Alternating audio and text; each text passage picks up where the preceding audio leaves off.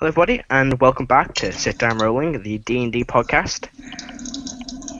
Let's just begin by properly introducing ourselves for the first time ever.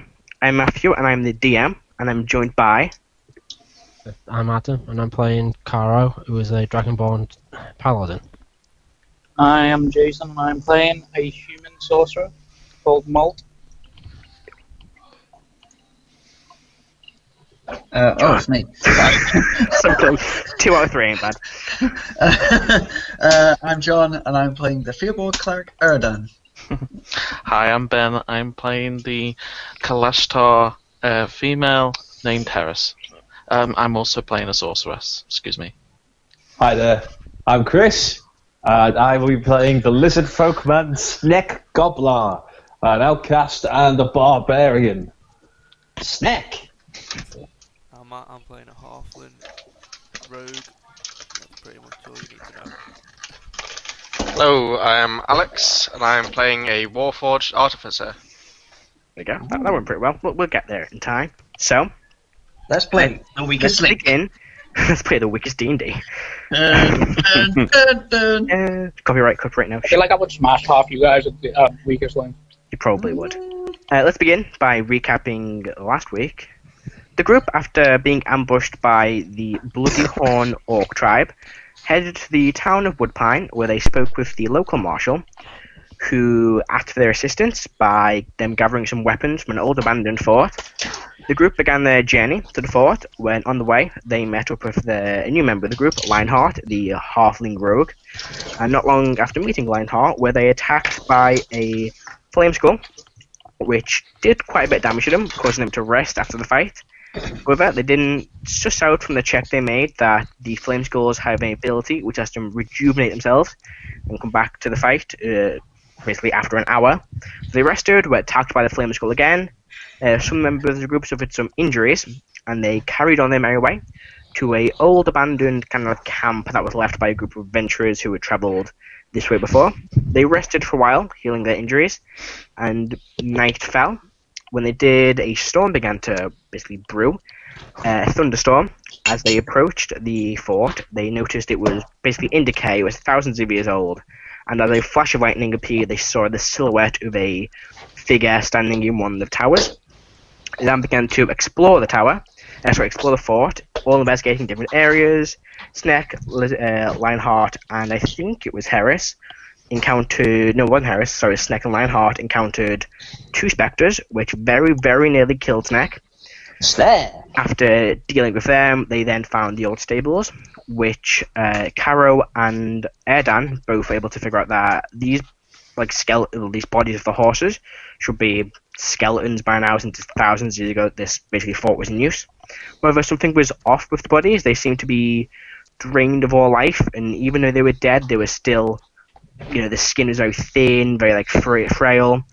But by this point, they guessed it should have been just complete skeletons, but something was preventing the bodies from decomposing. They then investigated a small outbuilding, this temporary structure built in the fort, which was just full of corpses, some old, some new. They then ventured inside the actual main keep itself, where they found a few rooms, but eventually came across the armory. With some lockpicking skills by Lionheart, they were able to open the door and salvage all the weapons, and returned back to Woodpine after another encounter by the same flame skull, which broke Erdan's leg. After returning, they spent some time prepping, setting things up, and that's where we are now. A few things. I did get the timing wrong. I was thinking of Gracespire to Denzin, not Woodpine to Gracespire, so it is only a day travel, not a week's travel. So your reinforcements did arrive. Oh. Also, John, you made some healing potions. You gave one to yourself, one to Snek, and one to Karo. Yep. And Karo, you helped train these the peasants with weapons. They now have a bonus to hit they didn't have before. Right, that's good. And apart from that, everything's in place. I'm going to show you the map. If it will... No, that's the wrong one. That's the right one there. There we go. During the time the group actually arrived, with the reinforcements came a new figure. Alex, you want to describe your character? So, my character is a rather tall, but slightly spindly individual. he looks at first glance to be wearing like tattered piecemeal armor, but in actuality, that is very much his outer layer. His skin is topped with various bits of scale mail, with running sort of vine-like bark underneath. On his back, he carries a rather enormous amount of tools and equipment, which sort of rattle along with him. He rather casually enters the town, oblivious to anything which may be on its way. His face is more or less blank, besides two holes which sort of emit a sort of faint blue light, and he has no defined jaw. Alex? Alex? Yes? Have you watched an anime called Somalian the Forest Giant? No. Because I swear you sound like the golem from that. What's your character's name, Alex? Bits. Not Bob's. No, not Bob. So, with That's his brother. that, we'd say for sake of brevity, time goes by, you do prepare yourself for the oncoming battle. And despite as many attempts as you can, Leah, this young girl with strange, shifting blue eyes, decides to join the fight. Oh, really? Yep. Presuming that I'm wasn't aware of helpful. what's to come. Yes, you would. I'm assuming by the frantic movement of the town, you would have picked up there's something on its way. My character is relatively oblivious. However, could I make a check with perhaps my smith's tools to sort of erect a crude fortification in the time we have? Sure, go for it. What would I add on to that? Would It it would be be my your- proficiency with the tools? It'd be intelligence. Intelligence. Okay. Ooh, a 4. Marvellous. 4. So So you go that's a about total of 8. 8. So you no, go about 10. helping the local blacksmith, Tora. 10 This 10 in total. 10 total. This female dwarf. She begins basically gathering some help from yourself and a few other peasants, and basically builds these 3 metal barriers that Karo instructed they should build. You help out a bit, not much, but you manage to basically speed up the process, Okay. and you manage to get these 3 barriers built. They have jagged spikes on the end. If someone is to walk into them, they'd be impaled. But apart from that, they don't seem to do much else. Okay. As time goes by, you do watch as the orcs arrive. A large group of orcs, about 50. You see there's lots of them in the background, but a group of 15 start approaching. 14 of them are just standard looking orcs, wearing their hides and stuff, with just dripping with blood. But leading the pack is Ogarth. Ogarth, the kind of like not leader of this group, but definitely high-ranking, maybe lieutenant or second in command to the actual leader of this tribe of orcs. He wears very little clothing, just basically bare minimum, and has these 2 jagged metal blades on his back. You see in the distance about maybe 100 feet away, they set up a trebuchet. It looks like they've raided this from a town at some point, or have their prisoners constructed, and it stands about 100 feet away from the center of the town. The rest of the orcs, they stop about 20 feet away from the first barrier. However, Urgoth does approach, standing about 10 feet away from the actual barrier. With this, Karo, Bliss, Marshall, and Bits, you all move up towards the barrier, and Urgoth stands before you. What would you like to do? I'm going to come off the hang of that. Is there a wall of the city, or is it No, it's an open town. an open town? Okay. It's just a little dinky village, so... Yeah, it's a very small village. I mean, the whole village is on this map. Can Snek see further along the area, or is it already heavily forested? What terrain are we dealing You with? can see most of the terrain. It's a very plains land, so there's like bits of hills, but apart from that, there's no big forests near you. Okay. So you can see pretty much the entire distance where the rest of them are congregating. They don't seem to be ready for a fight. They seem to be just standing there talking to each other. They don't think this fight's gonna need a higher, more group of orcs to attack. They seem to be careless and just we'll rifle through the corpse later. Can I see them? Yes, everyone can see all the orcs. Can I roll stealth and try sort of sneak around them on a flank in case a battle breaks out, so I can get them Yeah. from behind. Make a stealth check. Right, sweet. Let me. Ooh, that was only an 18. 18. Ooh, yeah, that's going to beat an orc's passive perception of 10. Oh wait, what's the orc's achieve? No, 10. Yep, no, you managed to quite easily just duck into the cover and star. I mean, this is land you're familiar with, so you know how to hide in like plains, land, and bits of shrubbery. So you managed to make your way around. I'd say you probably make it to about. Oh god. About there. Right. Move yourself around. You probably get to about here. I'd say without being seen. Any further, you risk being seen. Okay. Yeah. Nice. Sweet. As for the three of you that approached, or Karo and Bits, you watch as Bliss stands face to face with this orc. He looks and goes, "I gave you 3 days, and you don't give me what I want." He draws the 2 blades from his back and seems to connect them both together and twist them. They lock in place, and now they're just one long blade. Matthew, Yes? as soon as he makes an attempt to even strike at somebody, a magic missile on him. Okay. He doesn't make an attempt yet, but he's holding his blade. He goes, "Everybody's deaths here are in your hands." And Karo, and probably Bits too, you both noticed this, but Karo, you recognize this. Blitz he's holding his crossbow. His hand seems to shake. While Orgath's talking, he puts his crossbow down to his leg, grabs hold of his shaking arm, breathes in once, exhales, then breathes in again, holds it for a few seconds, then exhales his arm, stops moving and shaking, and he picks up his crossbow again. Right. You would recognize this as he seems to be suffering from sort of PTSD from a previous battle. With that, is there anything anyone wants to do? Snek will basically prepare his longbow. As you can see, that there's a parley going on before the real combat begins. But at the same time, he's getting himself ready. Is there any way that I can prise the roof tiles and make like a little pile of barricade on top, just in case somebody gets me? The roof is just a wooden, like thatched roof. There's no tiles on it. Okay.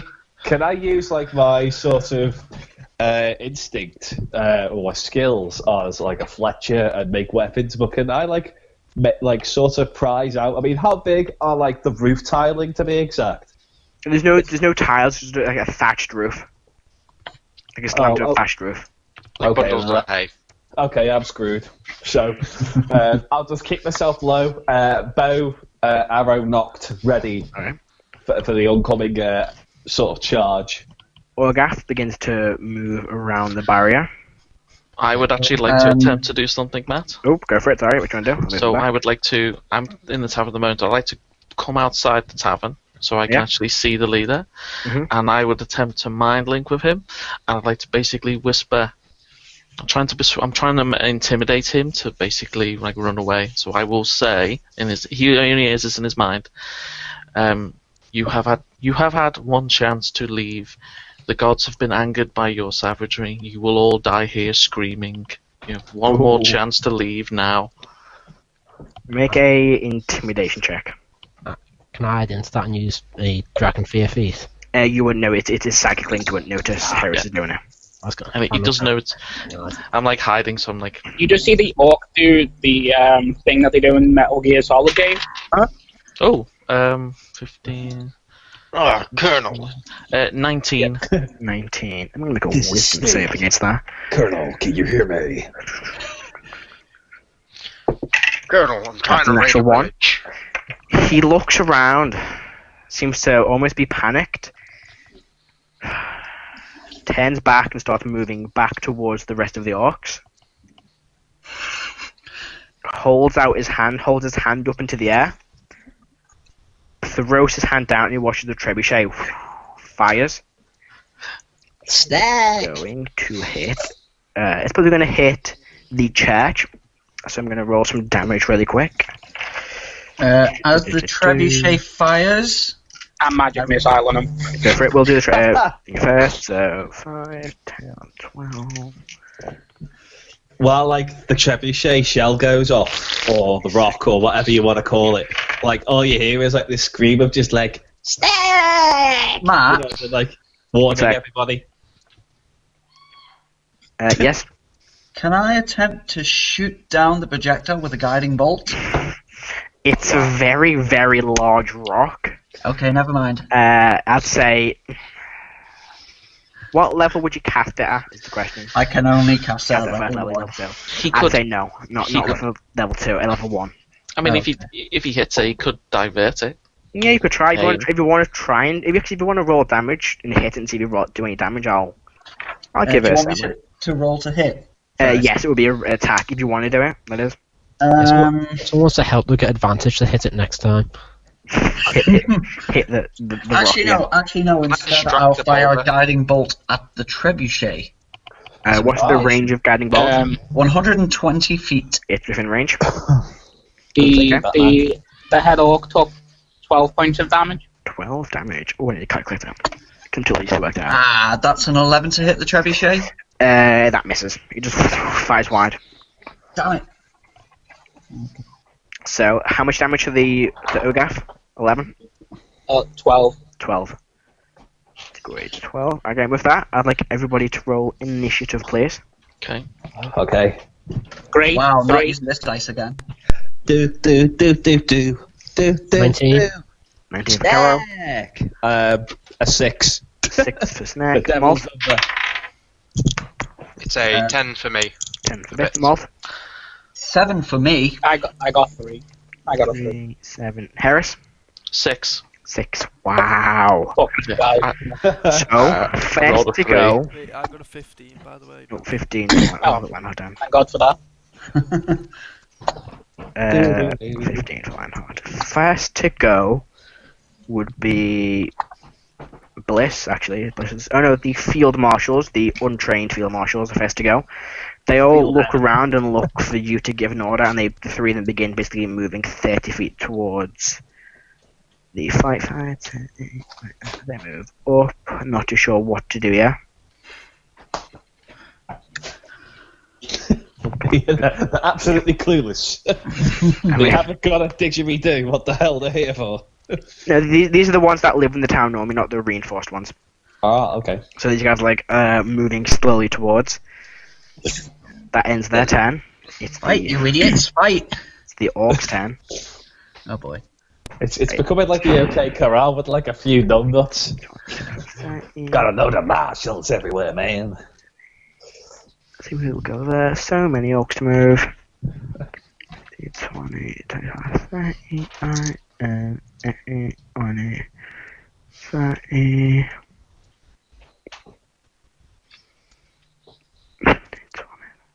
It's so warm over here.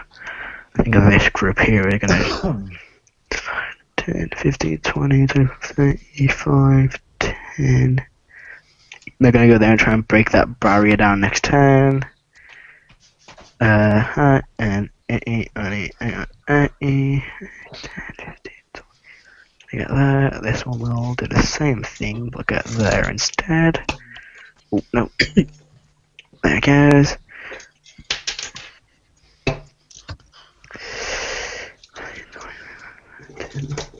And then these 3 will move up to this barrier and try and break it. And these 2 will stay next to Loggoff and will hold their turns of his go. That ends the orcs go. Next is Karo. Okay. I'm going to go for one of the orcs that's attacking the barrier. Starting to attack the barrier. And bonus action, start a Thunderous Smite on my Great Axe. Go for it. And then I'm just going to try and chop him in half. Go for it. Make your attack. With Thunderous Axe. Does 24 hit? It does. Okay. Right. Can't remember what I need to roll for the Thunderous Smite. So you watch as Karo holds his hand out, this axe begins crackling with energy. He swings it towards the first one and it impacts into him. Lightning crackles all over his body. Sorry, thunder. It's going to be thunder, like blast of thunder, hitting him, like shaking his feet. Would you get damage? I just have to double check what I need to roll for the Thunderous Smite damage. Hang on, I'm just rolling it now. Go for it. That's it's not the greatest. 11 damage. 11. Alright. Okay. And that's my turn. Full turn. Alright, that ends Karo's turn. Next to go will be so many initiatives. It will be the peasants go. They all look around, not sure what to do. They pull out the weapons they were given and they hold their ground. Yep, that's what they're going to do. Next up is Lionheart. Alright, I'm going to 5, 10, 15, 20, 25, 30. I'm going to move my guy behind this orc in front of me. Go for it. I'm going to attack him twice with both my swords. Alright. Alright, let's roll for attack. Do I get, because I'm sneaked behind him, I can... You get advantage, and you get sneak attack too. Okay. Which one are you hitting? This one right in front of me. You've not moved to me. Oh, the one on the far right of the right barrier. Oh, that, okay, yeah, I see which one you. Yeah. Number 9. Alright, so let me roll my damage. Does a 19 and a 23 hit. Both hit? Okay, and then I roll. Do I get sneak attack on both attacks? Just the first one. Just the first one, so what's that? So be 2d. I get advantage as well, so if I'm going to roll it again. Yeah, you get advantage because he doesn't know you're there. Nah, I didn't get a 20. So Alright. That'll be 3d6 in total. Someone's wrecking the house. That's me. 16 damage on him. 16. You lunge towards him, daggers out, you stab him twice in the back and his body falls to the ground as you kill the first orc. Cool. Oh, pushed a button. What's all gone wrong? Oh Do well. I get a bonus action? The offhand attack's your bonus action. Alright, sweet. Oh, fuck it. Come on. Oh no. Okay, never mind. Alright, yep, there you go. So that is your turn. Nope, you're still there. Alright, is that the end of your turn? Yep. It is Leah's go. She will stay where she is for now. Wait a minute. Oh god, my mouse is having a spasm. Because I'm not on the right thing. My mouse is having an aneurysm. Wait a minute. Come. Oh, is this like this Leah, like off like Diablo? So we're like, I, Deckard Cade, will here, but I protect Leah. Why is my mouse now not? Oh god, so many problems today. First world problems. Can't get the internet to work. Right. Give me a sec. Yeah. Technical difficulties. We need like a theme tune, like, you know. Yeah. I think the electric will go next, guys. That's the next thing. Just It will. It'll It'll power out. Yeah. Blackout. We did have a D&D session almost ruined by a blackout once. We did Yeah, we do did. that. We did. The very first time you came around to my house, Oh god, I remember. decided to. I was in the house and the power enough that the dogs go mad, and I'm like, oh god, this poor Yeah, dog. because the house alarm was going on. Yeah, I was like, right. So she's gonna move forward. Actually, no, she's gonna move here, and will attempt to throw. No, actually, she'll move forward. She'll do 5, 10, 15, 20. Oh, she can make it right to this guy here, and will attempt to stab him. That is a 7. That misses. She misses her stab. That's her go. Next up is. How many initiatives? Erdan, go. My go. Okay, let me see. Big guy's not moved, has he? No, he's standing there. He's waiting for. Well, to see what you're all going to do. Let me just measure something. Okay, he is 75 feet away. In that case, I will move up. Let me see here.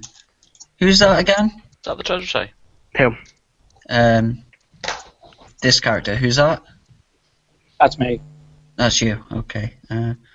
2, 3, 4. Okay, that'll work. Sorry, I'm just measuring things. No worries.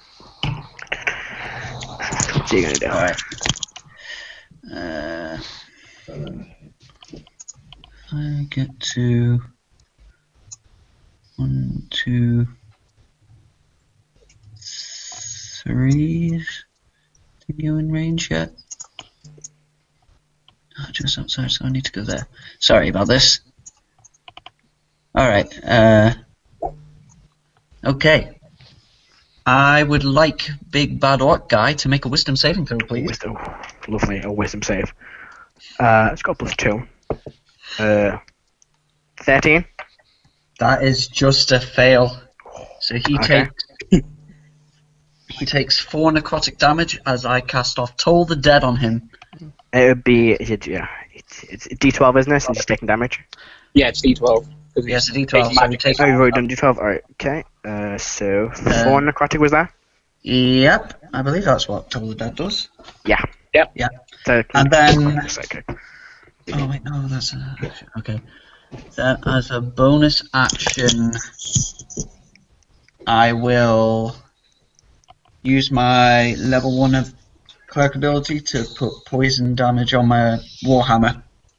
Alright. Okay, that ends your turn. Yep.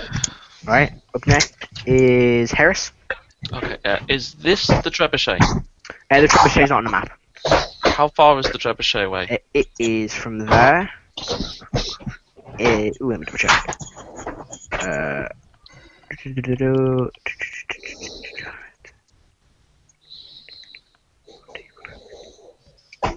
It would be 50 feet away from where you are. It would be. Hang on, that's hang on, 20. Be 145 feet from where you are. 45. Okay. Are there any other orcs in front of the trebuchet? There's 2 manning it, but not in front of her. The only ones in front of her are the ones on the screen, you can see. There we go. I'd have to move up 45. So from where I'm standing, 145 feet is where the trebuchet is, yeah? Yeah. I'd have to move up 55 to even get near it. Okay, is this the big guy? The guy. Which one? This one here? Oh, I can't. Where's my? Hang on. My map is having a real. Like what's this here? Is it the guy with the 2 orcs next to him? Yeah. Yeah, that's the big guy. That's the big guy. Okay. Yeah. For some reason, my Roll 20 is not having a fun time. Okay. I'm going to cast Sleep on this area here. Okay. Trying to get him in. So it's and I can do it because it's 90 feet. So it's 5d8, and then obviously. Do you know how sleep works? Do you want me to read this description? Is it a wisdom save for them? No, sleep. It's It's straight dice, isn't it? Yeah, 88. Yeah. Go for it. Okay. So on which area? So the big guy and these 2. Okay. So who you targeting first? It's a 20-foot sphere. Yeah, it targets them individually and uses the actual damage to. It does. Them out. So who do you want to target first? It takes whoever's got the lowest health It first. takes the lowest Oh, health lowest first. health, yeah. So do you want left? We've got the same health. So left or right? Left or right? Left then. Left. Okay, there you go. So we'll start with him. Oh, So shit. that one is. 3, 4, 5, 6, 7, 8, 9, 10, 11, 12.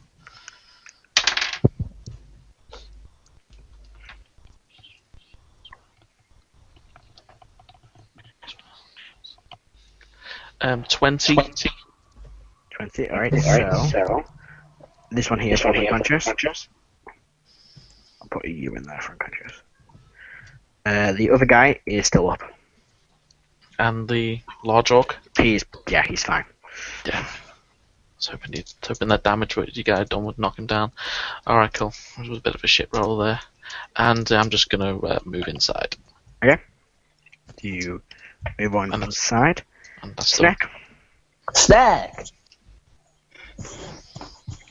Snek, right. Obviously, I'm still on the thatched roof. Yep. I poke my head up with my quiver knocked, and I will attack the guy this orc particular close to the wall, if I can see him. Can anyone see that indicator? Chris, have the mouse pointer selected and then left-clicked and hold on the screen. That's what I'm Can doing. I just say, this dude's moved 5 feet towards me. Has it? He was here. Or was it? Oh, yeah. See, I'm holding on to it now, and I'm not getting anything on my PC. Is it? Hang on, is it this one here? Wow, this is so slow. Chris, is it? Oh, there you go. There you go, yeah, sorry, yeah. Okay, go for him. Make an attack. Okay. 3. Do. Haha. Right. Does an 18 hit him? It does. Okay. Snek strikes with 9 points of damage to him with 1 ammo. 9 damage. So he sort of like pokes up from the ledge. He just goes bang and gets him while he's on the move towards like this sort of peasant marshal, whoever he is. Is that end of your turn? For my bonus action, can I do a stealth check? So like it's an action to stealth. Oh, is it? So what can I optionally do? You can rage as a barbarian. It's not time to rage yet. Alright, that's pretty much it. Bits, sugar. I will. Is there a way where I can get in line where I'm within 90 feet of the catapults and of the trebuchet, and I can also sort of like aim at the chief, and the trebuchet would be right behind him? Yes, I'd say you'd be about here for that. Okay, so I'm going to move up here. There. And the one on the left, he's unconscious, isn't he? Yes, so he's prone. Okay, so I'm going to shoot at... I'm going to cast Catapult on a small rock. Ooh.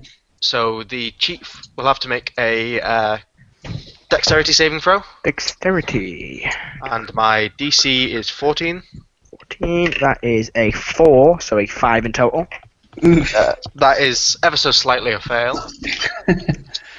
So he takes 3d8 bludgeoning damage. Oh, Jesus. So you pick up this rock, you put it... It seems like when you cast a spell, it's like little mini catapult appears on your arm, you put the stone in, and you fire it.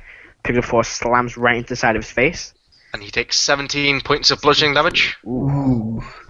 That's nasty. He's not a fan of you. Yes, and that's why I'm going to use the remainder of movement to get the fuck out of dodge, which I can only move... I think here. Yeah, back to there. Okay. And with that, I will end my turn. Okay, ends Bits' turn. Bliss's go. I missed Bliss before, so I'll make him go now. He pulls out this light crossbow.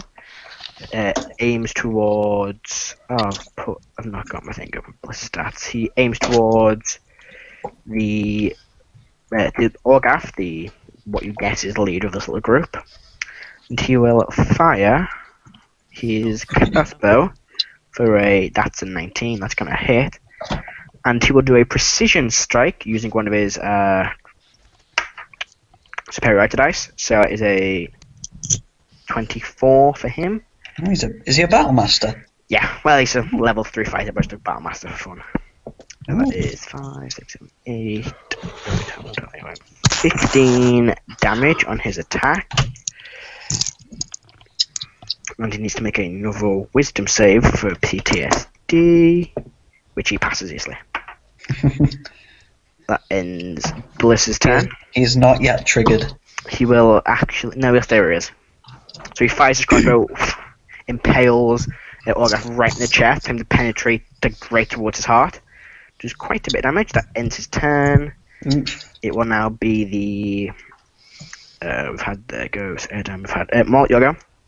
Okay, so I'm going to move here. I'm going to go around this guy's attack range. So I'm here. That's literally the extent of my movement. And because I've measured it out, he's in 15 feet, he's in 15 feet, and he's within 15 feet. So I need them to make a dex save. Right. So, these three here? Yeah, DC 12. Number 2 gets a fail to 9. Number 3, it's a pass for number 3, and a pass for number 4. Okay, so because I have Elemental Adept, the one I rolled is a 2, so that is a grand total of 13 fire damage. 13. And halved is 7. 6 or 7. Yeah. So that one's dead, and that one is. So you point your burning hands towards it, engulf all of them. And one the laugh man as should I dodge do out it. the way, but the one like directly in the center just burnt to a crisp. Yeah, I literally laugh right, just for Adam's sake. You hear me laughing as I do this. Because that's not creepy at all. I'm like, can we hear it all? Because I'll poke my head out from the roof. You Yeah. all hear it, but Karo seems to have some sort of news. I'd sort of look over my shoulder and narrow my eyes a little What's bit. roasting in an open fire? Frost ends. dipping at your nose. Is that in your turn, Molt? I'll use my bonus action to get back to spell slot. Alright. It's now the trained guards go, so this one will step up here. This one will step here. This one will get there. This one will get there. This one will get. Oh, hang on. I'll get there. So, this one here is going to swing at number 7. Right, the stats of the guard, there they are. It's not going to hit, I think. First one's a miss, that's a miss for him. This guy will swing at him. Hits. And he takes. How much damage does a spear do? D8. So Is he using a two-handed? Because Yeah. it should be a D10. is it? It's not normally, but it should be. No, he's using it one-handed. He's using it one-handed, so it's a D6. Yeah, let's be honest, a spear should be a D8. Yeah. Spears are OP in real life. They are fucking OP in real damage. life. They're How much? shite in this game. So it is. To be I fair, thought using a spear damage. two-handed is better than using it one-handed by far. Yeah. And then this one will strike him. Yeah. Natural 20. And it heals. 12. 13 damage to number 2. Number 2 is dead. Hey. This guy brings his back, stabs it right through his neck, twists his head, breaks apart, and he falls to the ground dead. That ends the guard's turns. Are you deleting the ones that have been killed? Yeah, the ones that, yeah. And then that's everyone's turn. Back to the, no, Orgath's turn. He will, not like you, 5, 10, 15, 20, he gets right there. And will swing at Bits twice for a, What did the Warforged do to earn this? 15 to hit. You just catapulted 15 misses. 15 misses. Second attack is a natural 17, so it's 24. 17 is my armor class, so it 17 very much hits. hits. So, oh, I need the D12. Where's my D12 at? Oh, Just using very nice. two-handed. That's not what you want to hear. Oh, I can't see a D12. Oh my god, where's my D12? It's gone. They're in here somewhere. Don't worry about it. Just leave the damage here. Just forget about it. Yeah, it's fine. Okay, generally can't find the D12. I guess D12. I think you can get fireball by a flaming skull. Yeah. Very true. 13 plus the extra D8. 13. 17 slashing damage. Ouch! That hurts. And That's that's his turn. So he brings up these two like joined together blades. The first strike lands on the ground. He brings up the second strike. Hit penetrates through your armor and brings it back. You still up, His Alex? turn. Yeah, I've got 21 damage. Uh, HP. Had. Total? Is that your total HP? Yeah, that's my Oh. max. So I'm on 4 HP. Oh, no. No, he'll save that until people are closer. That ends his turn. Back to the top. The marshals go. The field marshals go. This one will swing at number 7. Hits Hey. for 2 damage. Oh. I'm sorry, 3 damage. That's not much better. This tried. one will also swing at the one right in front of it. That's number 5. Gets also a hit for 3 damage again. And the other one here will let's see, he will move here but can't reach it. Ends his turn there. Alright, that ends there. Actually, I'll dash. I'll use that to dash. That ends. What is going on? Chris, what are you doing? What are you doing? Sorry, I'm just being on kitchen duty for a second. He's just doing the brass band, mate. Just throwing it. Just home renovation while playing D&D. He's took his phone into his kitchen and he's actually listening in while he's playing. Dude, like, we're recording, but yeah, cool. You can probably mute yourself, Chris. Nice commitment. That ends the Field Marshal's goes. It is now the peasants' go. They're going to begin their attack, I guess.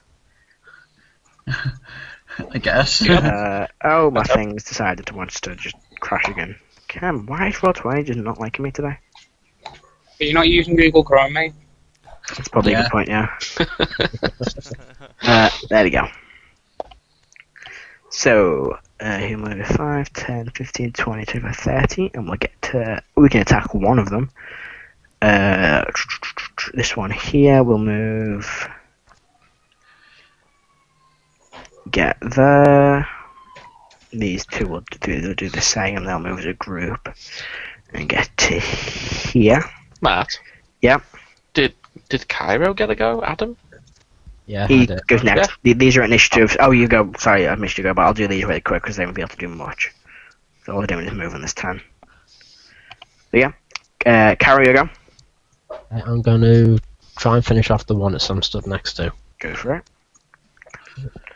That is a 17 to hit. Hits. You bring down your axe again.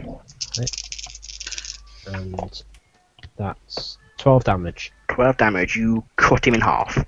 Just down the middle. Oof. 11 is dead. I'm going to go 1, 2, 3, 4, 6. Who's that, by the way? That is Snek. Okay. Snek! And yeah, he's on the roof. Yeah. I'm on the roof being a sneaky Snek. Lay on hands is an action, isn't it? Yes. It's bonus action yourself, action on somebody else. Can't do that then. Okay. I think that's my turn. Yeah. End your turn. Right, next to go, if I can get the initiative order right, is depends on how they go. So it will be the it will be Bliss's go because they got him the wrong way around before. He's gonna fire a shot at. He'll go for the orc behind bits. So number 13. Where's my dice gun? There it is. That's a hit. He does 8, 11 damage to that guy. They begin with very few hit points. That ends his turn. Lionheart. Yeah, so I am going to. I'm gonna move. There are these two at the top. Yep. Which the one on the left? One on the left's unconscious. I'll put a Okay. blue stick at show unconscious. Oh no, I put X. Where's 10, yeah. And no 5. Is there an unconscious symbol or something like that I can use? 20, 30, I'm gonna just... You get an attack opportunity from the one you just moved away from. That's one I killed before. Oh, you killed that one, didn't you? Yeah. Yeah, sorry. Mistake. Alright. Must have removed it. I'm gonna roll. I'm just gonna try and sneak there as well, by the way. Yeah, make stealth checks as rogue, get the bonus action. Is a 16. That's enough. They don't notice you sneaking up towards them. Okay, and then I can't do anything from here because I'm not in range to attack. If you've got any daggers or like a weapon you can throw, you could do some damage. Alright. Yeah, In your turn. Right. Leah's go. She's going to try and stab that one. She rolls. Ooh, that's not bad actually. That hits. Which number is it? She might kill this guy. Measure out. 3 damage. Oh, yeah. Ends her turn. She will move away. Did you kill it? No. Oh. And it goes to swing at her. It does hit. As you watch, it swings down. It hits. She moves back, and its arm is blown sideways and seems to miss. Something protects her from the attack. Oh. That ends her turn. Is this the girl here? Yeah. So as the attack comes down, it barrier blocks it off the way. That ends her turn. Next will be Bitch Sugar. Bitch. Bitch is a bitch. I will sidestep ever so slightly, so I remain within both of their areas, yeah. And rather than doing the smart thing and using a spell to try and get away, I will double down and I will cast catapults at the orc chief with the little arm catapult which I've constructed on the spot. Would be a disadvantage because it's within 5 feet and it's a range attack. It's a saving throw. Oh, it's a saving throw, isn't it? Of course, yeah. Yeah. And I'm going to try and angle it so if it misses, instead it's going to hit the unconscious fellow. Okay. Because what's your I'm DC? gonna beat him while he's down. Yeah. What's your DC? It's 14. 14. That is a natural 17. 14, yes. So 18 on the save. You dodged out the way. It will hit the unconscious guy. So it's an auto crit. No, it's not. Well, no, it's a ranged attack. Really, he's unconscious, so he auto fails, so it's do normal damage. He's unconscious, so yes, it's normal damage. So it'd be yeah. They're not 15 death damage. saves unconscious. So 15, he's dead. What number is he? That'll be good stuff. Yeah. It's a save So or you suck spell, but fire it. you gotta, It fires towards him and just crushes his skull. Mush on the ground. and that will be the end of my turn. Alright. And Bit's turn. Erdan, your turn. As a bonus action, I'm going to healing word on Bits. Go for it. Thank you. Oh, you get 5. 5. Sorry about that. It's 5 more than I had before, so I am grateful. It may not be enough though. And then I'm going to move up to this guy here. Go for it. I'm going to swing at him with my Warhammer. Remember, your movement speed is halved with your broken leg. Yeah, he moved 5 feet. There we go. Just make sure. Did I change that in the new injury table I've got, or is it still the same? Don't do that to me. No, you're fine. I'm going to swing at him. Screw you, dice. That's a 14. That hits. Ooh, sweet. I think 13's the AC. Oh. This is a lot of them. So this will be 5 slashing, or 5 bludgeoning, and 2 poison damage. No resistances, so 6 damage in total. How much? 7 in total? 7 in total, yeah. Okay, so you swing at him, it cuts into him, bits of poison seeps into his blood, and he looks at you and goes, and brings up his, his great axe. Is that the end of your turn? Yep. Yep. Alright, so Orgath's turn now. He will use an action to do that. Did it say? Let's find out what it says or not.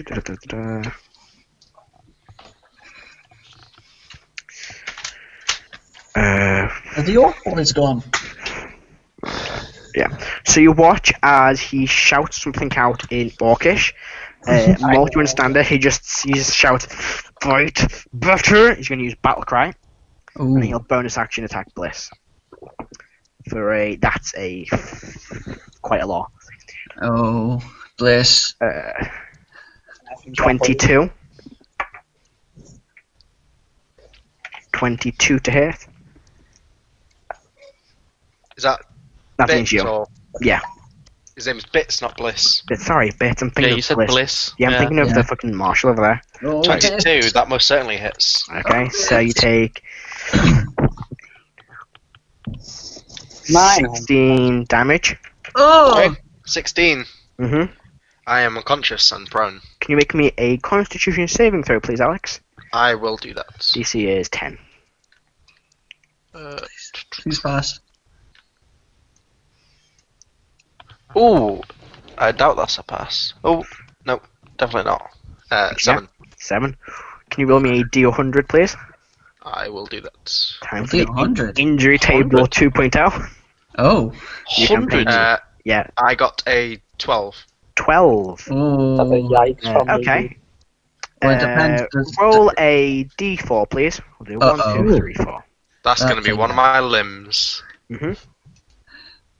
A 4. 4. So as he brings down this axe, you pull up your right arm to deflect it. It hits your arm's still there, but your metal arm is bent out of shape, and you fall unconscious. You've got a broken arm.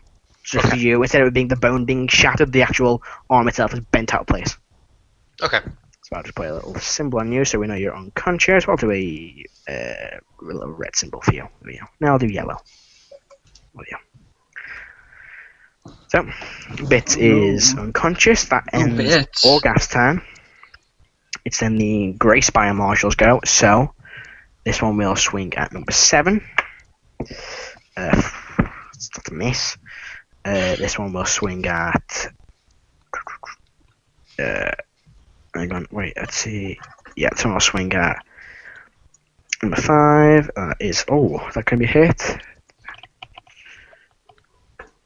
I can't see what's that. Let's check his thing. That's just a miss. The other one's going to swing at him again. That's going to be a hit this time. So for... What's the damage? 1. So it'll be 5 damage to number 5. Oh, he's so close to being dead. This one will now... 5, 10, 15, 20. He'll get there. 15, 20. He will have 30. This one will 5, 10, 15, 20. So, this one's going to attack number 4 for that's a 2, so that misses. Oh, come on. And then this one will swing at number 6 with his movement. Ooh, that's going to fall off the table. For that's a 17, and a 20 to hit, and it is 4 damage to number 6. Okay, that ends the Grey Spire Marshal's turns. Next to go will be Heris. Okay, is anyone else in melee range of the big bad here? Apart from Bits, no. Who's on the ground? Okay, so I'm going to move here, and I'm going to use my bonus action to get myself a spell slot back. Okay. I'm in 60, and I'm going to hold my action. I'm going to hold Dissonant Whispers on Okay. Big Bad, and my trigger will be when the next person who strikes him. Okay.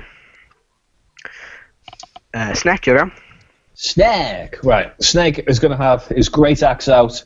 He's going to rage and then run off the rooftop. Right, make a acrobatics check. And he's going to go for this guy here.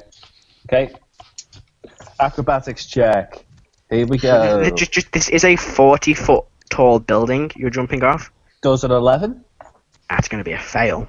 Oh, no. So you are knocked Fuck's prone. sake. You. Like, you go, Snek! You know, At least he's then taking just, like, half tips damage over. from the rage. Yeah. He's not prone, only. Probably 40 fall my foot. ass. Yeah, but he can reckless It's attack on the land on ground. This is true. Oh, I've dropped the dice, I can't find it now. It's going to be annoying to find later. I've rolled one of these again. So 6, 7, 8, 9, 10, 11, 12. You know why they call it a shortcut? Because after you break your legs, you're 2 feet shorter. So 26. So you take 13 bludgeoning damage. You're joking, right? So half. Reduced. No, that health. was halved. Oh shit. So 26, shit. half for the rage, 13. That's half my health. Okay, and you are knocked prone. Oh. So it's half movement to stand up. Okay, I'll stand back up again and then I twat him. Go for it. Pardon my French. Psychopath, fucking lizard man jumping off a 12 feet. Yeah, breaks his kneecaps, stands up. Fucking does, stupid bastard. In theory, Does an 18? it does, but the orc gets an attack opportunity because you're standing up in his space. Oh no, you're not leaving it. It's still no, it's fine. I'm gonna do that. Okay. You also get advantage for flanking with this field marshal over there.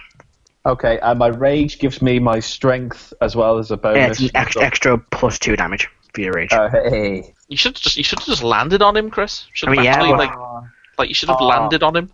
I've gone full I've gone full reptilian here, man. I have done 16 points of damage to this guy. He'll probably turn into pig mist. Bring your axe up. As you stand back up, you pull the axe up, cuts him straight up in the middle, and he just falls into 2 pieces. And his right arm is hanging off ever so slightly because I've used my body dice. As you swing up, you cut into his right arm, and then he starts to bleed out quickly, and you slam him down to the ground, and he just bleeds to death on the ground.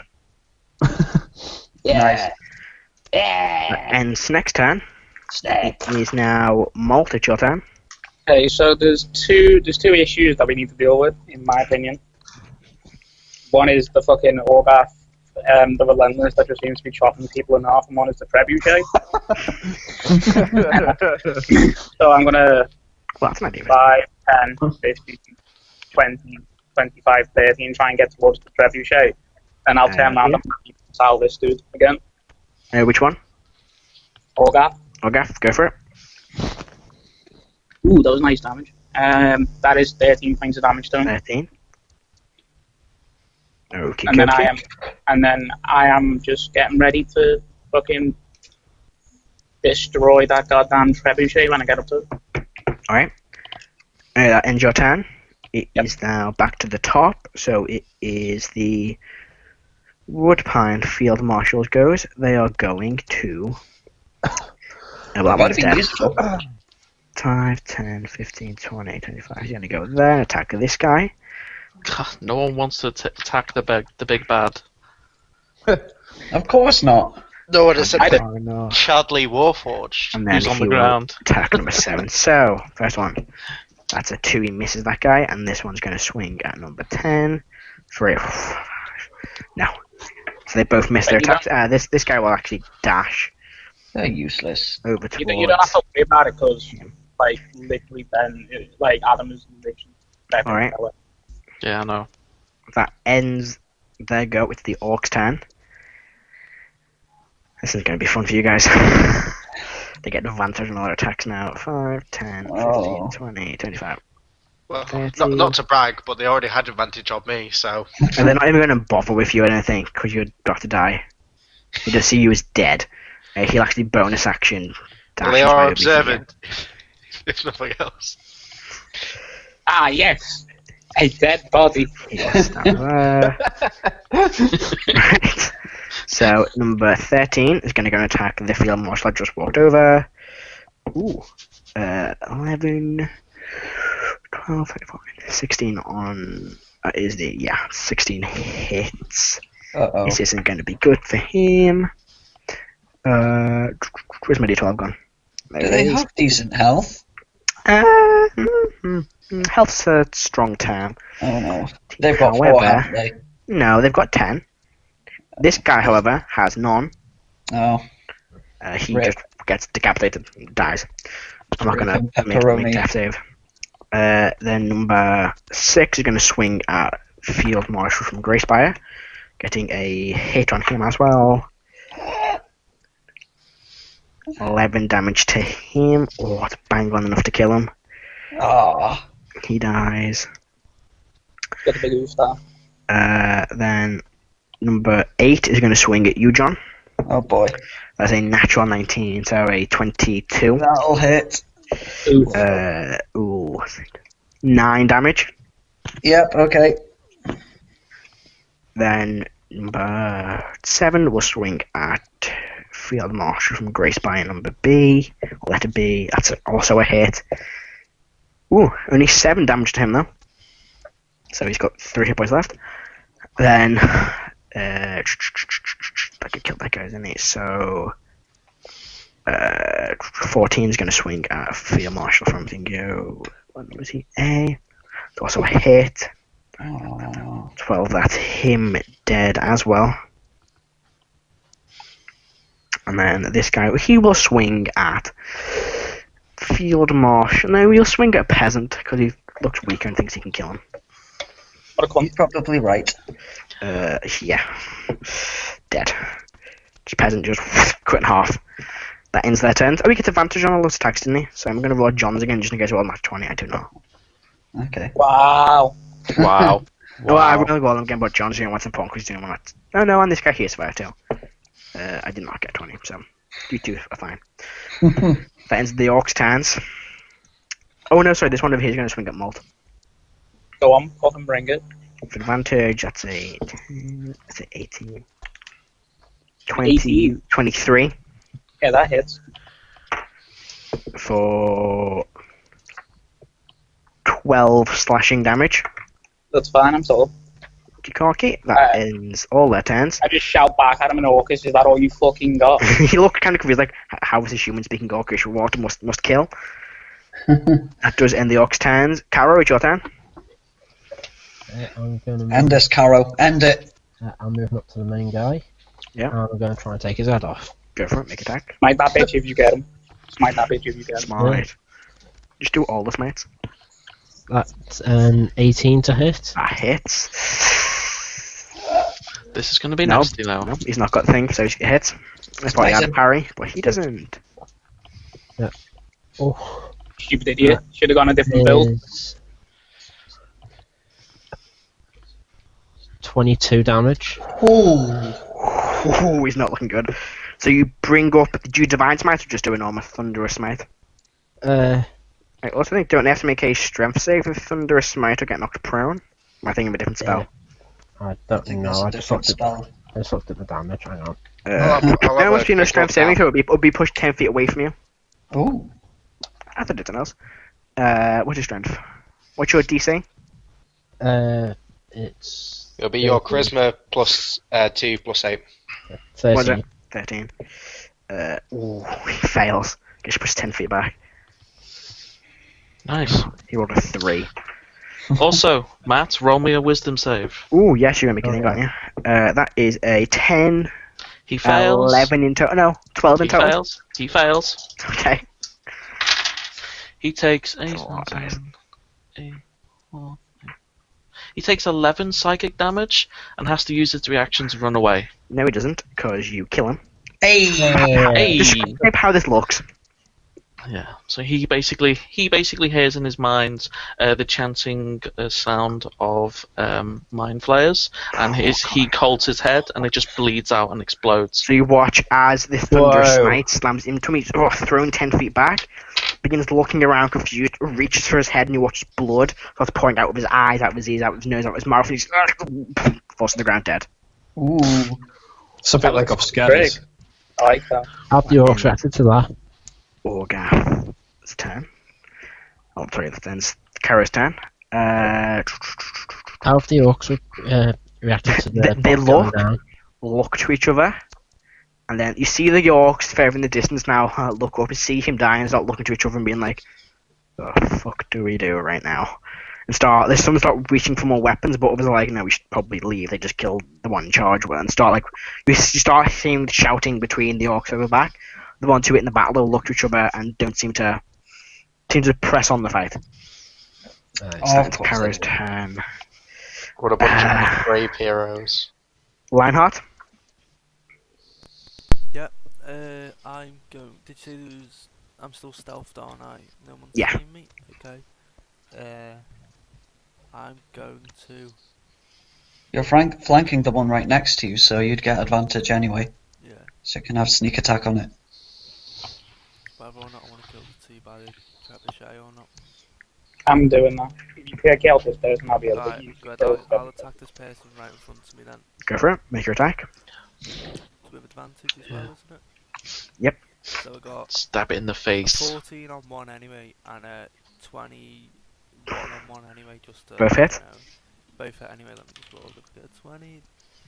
I do not get a 20, so I'll just roll to hit. Alright. He Get sneak attack too. Yeah, I got that.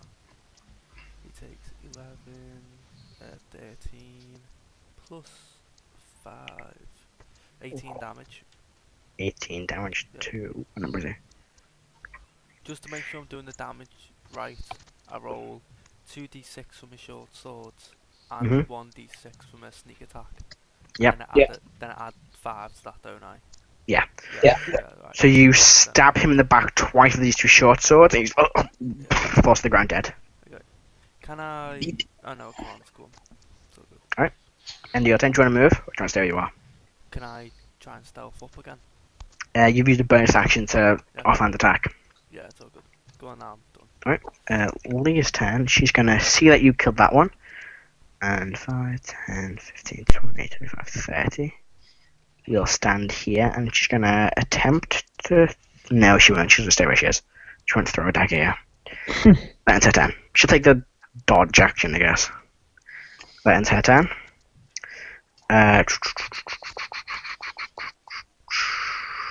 It will be Bliss's turn now. Bliss will fire the shot at the one right next to Bits. Natural 1, so he misses by a mile, just overshoots. Wisdom save. This. He passes. That ends Bliss's turn. The peasants go. I forgot to make them go before. So this one will move here. They're going to brave it and make the way into the fight.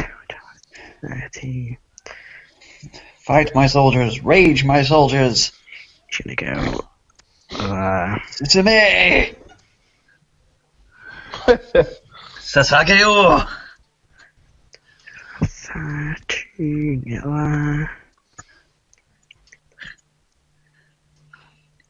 These 2 can get here. These 3 will move up here. 15, 20, 25. We'll get here just in case someone comes this way. And the one up top here will fire an arrow down towards that one. Misses. These 2 are going to make 2 swings at 6. Natural 20 from one of them. Whoa. So that d6 is going to be doubled. So 13 damage to number 6. This guy just pulls out his short sword and sees one of them get just cut in half fairly. He just starts screaming and stabs him in the neck like 3 times. He's got no count 20, and this one will then swing at him. 3 misses. And this one will swing at that one there. That just hits for 3 damage. Oh, this other peasant also, seeing one of his friends get killed, plunges his short sword into its chest and it just bleeds to death on ground. Yeah. So they kill 2 of them. That ends their turn. It is now same initiative track. I mean, how much time to go? Bits, you go. Okay, death save for me, please. I will do that. 12. 12 to pass. That ends your turn. Success. Erdan, you go. I go? Yep. Okay. As an action, I will cure wounds myself. Okay. What's that? Is that a D8? D8 plus your wisdom modifier. Okay. Oh my word. 1 for that. 5 HP.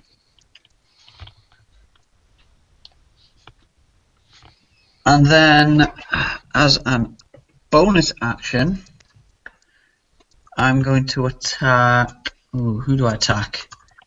Who do I spell attack? The trebuchet? No, I'm not an age.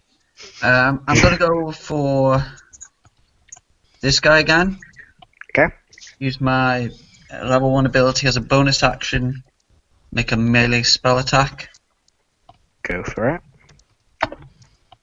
A 19. That hits. He takes 6 poison damage. 6 poison damage. What number is he again? 7. He dies. You swing your axe towards him. So you hold your hand out, and then he touches Adam. blood. You see his veins start going dark black, and he just starts coughing up blood, and then just dies. Take that. Is that the end of your turn? Hold on, did you just kill him? Did you just kill him with Corona? Pretty much, yeah. Pretty much, yeah. Yeah. Is that the end of your turn? Yep. Alright. Oh, Heris? Okay, depends on the trebuchet, what's happening over there? Because obviously it's off screen. They've been loaning it for its next shot, and they're about to fire it again. Okay, where would I have to stand to hit them both again? There's 2 on the trebuchet. You'd probably have to be about, I think there. There, okay, so I will move there. Am I in range of 90 feet of them? Yes. Okay, so I will try to sleep both of the 2 on the trebuchet. Alright, go for it. It is 5d8.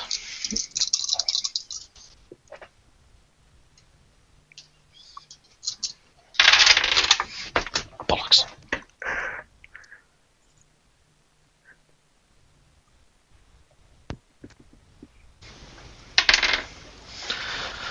Five, 10, 14, 15. 15 total? Yeah.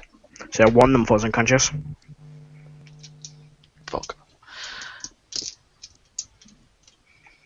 that the end of your turn? I will. Let's see.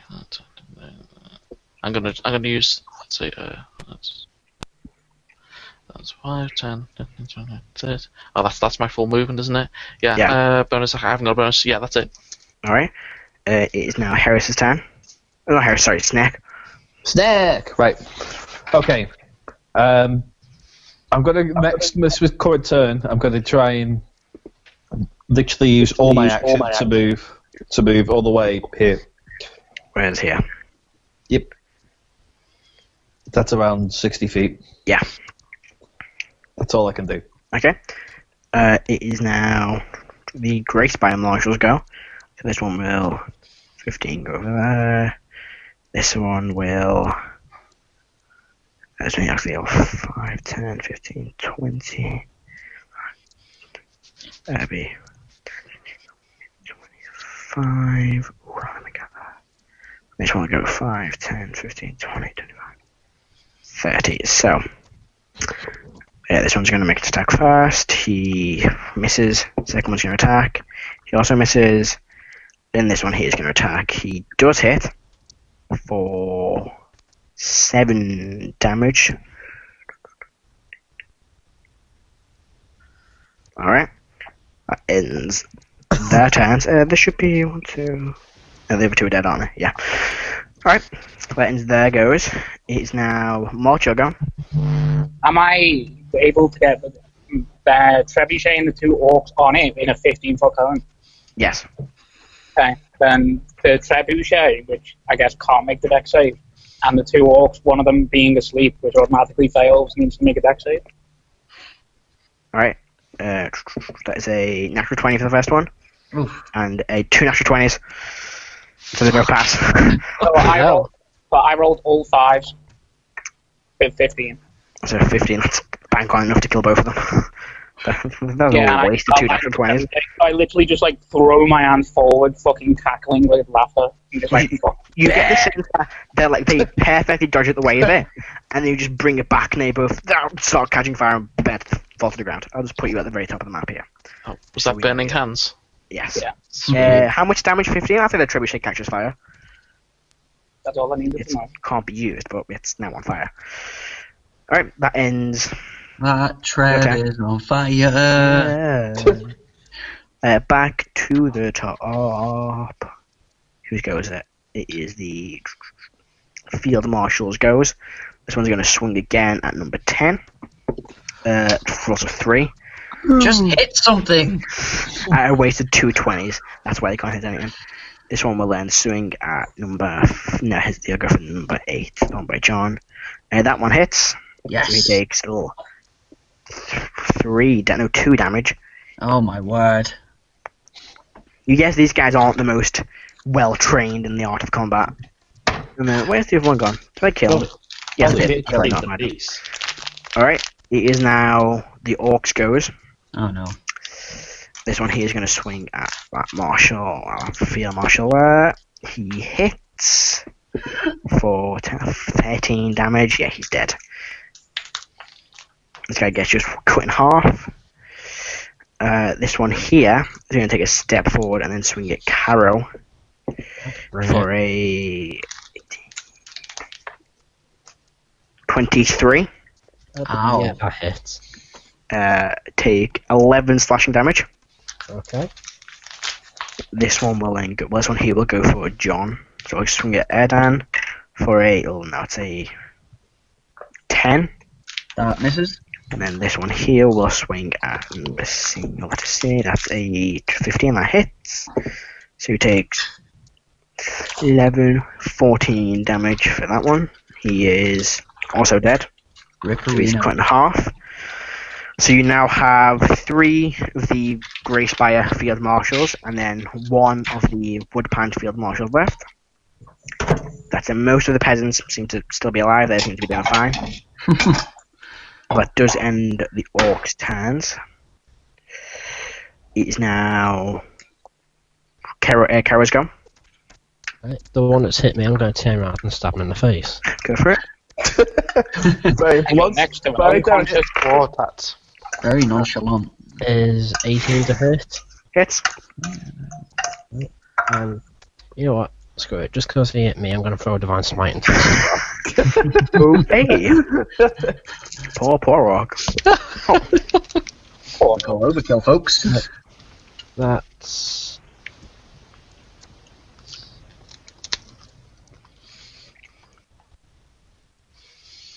That's 20 damage. Yeah. Okay. He had 4 hit points left. Yeah, just to make sure. You just swing this axe. The axe like goes all the way down to his skin. The thunderous energy starts like rip apart his skin, and the divine smite just blows him into little tiny bits. That's great. That's overkill. That he's very, very dead. Anything else you want to do? Bonus action, drink the healing potion I got. Go for it. So it's 2d4 plus 2. Bliss's go.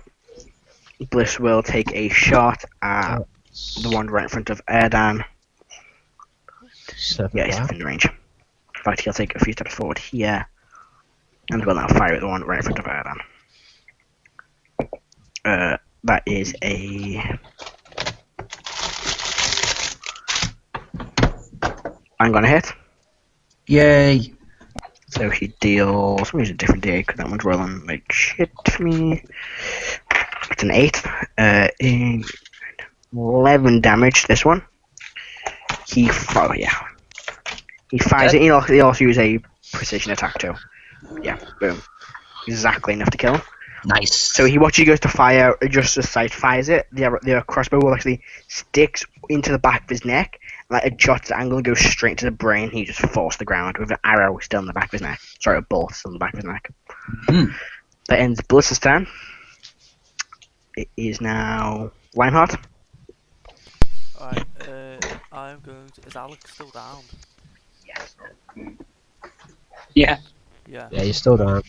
Alright, I'm gonna move 5, 10, 15, 20, 25, Yeah. 35. Everyone in the party healed themselves there, not the poor Warforged. Not the one that's dying. If I move 50, can I still attempt to...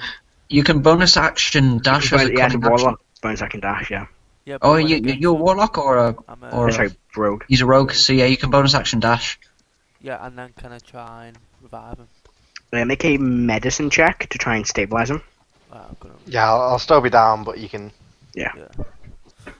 Stop doing death saves. stop me dying. So what am I making? I'll be grateful enough. Yeah. Wisdom. Just don't roll a 1. I got a 9. No, not enough. Don't manage to stabilize him. Alright. Is that the end of your turn? Yeah. Okay, it is now Leah's go. Seeing this Warforged down, she's going to attempt to make her way over. In fact, no, she won't. Seeing this orc left, she's going to try and go for him. That one poor orc. Oh no, there's still Field Marshal next to him. And she will throw her dagger. What's an 18? So hit. What's my d4s again? There they are. For 3 damage. Still alive. She's now not got a dagger. But does end her turn. Next up is Erdan, Jugger. Nice. I'm going to... I missed the peasants. No, I didn't do them before. Let's see here. What can I do? Yeah. Move up to this orky boy here. Mm-hmm. And I'm gonna swing him with me Warhammer. Go for it. Oof. This will definitely hit. It's a nat 1. Hey, Swings for miles. Oof. And that is... You know what? As a bonus action, I will use my level 1 ability. See if I can see if I can use coronavirus against this boy. Go for it. That will hit. That's a 23. Hits. You gave him COVID. Right on the mark. That's 5 poison damage. 5, okay. Is that the end of your turn? That is the end of my turn, yes. Okay, it is now the Grace... No, it's Heris' go. Okay, is there only just 2 orcs left? Oh, sorry, it's Bits is going to make a death save, Bits.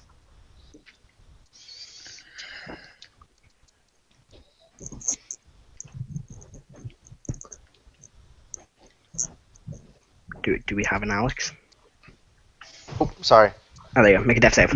Yes. Oh, a natural 1. Oh, shit. One pass, 3 fails. 2 fails, okay. Okay. Did you... Yeah, you've passed 1, haven't you, and you failed 2 now. Yeah, passed 1 and then that's 2 fails.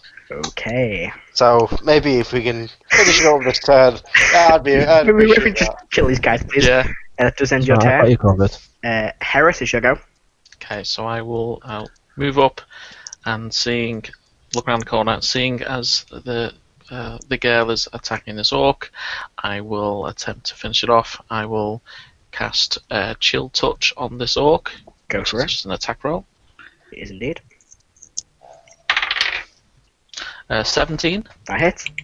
So that's just 1d8 necrotic damage. That's an actual 8. 8, you manage to push, you shut your, throw your hand towards it, this necrotic energy covers its body and it begins to wither away and decay and fall to the ground. With this greyed skin. Or greyer than it was originally. I know, Oxford, yeah, this greyed skin. And that's it. That ends your turn, alright. It is now Snek, you'll go. Snek, okay. How many of the remainers do we have that are alive or not? Just the one. There is just the one orc who's looking around, now rather panicked, surrounded by people with its axe in his hand. Okay, right, this is what Snek's going to do.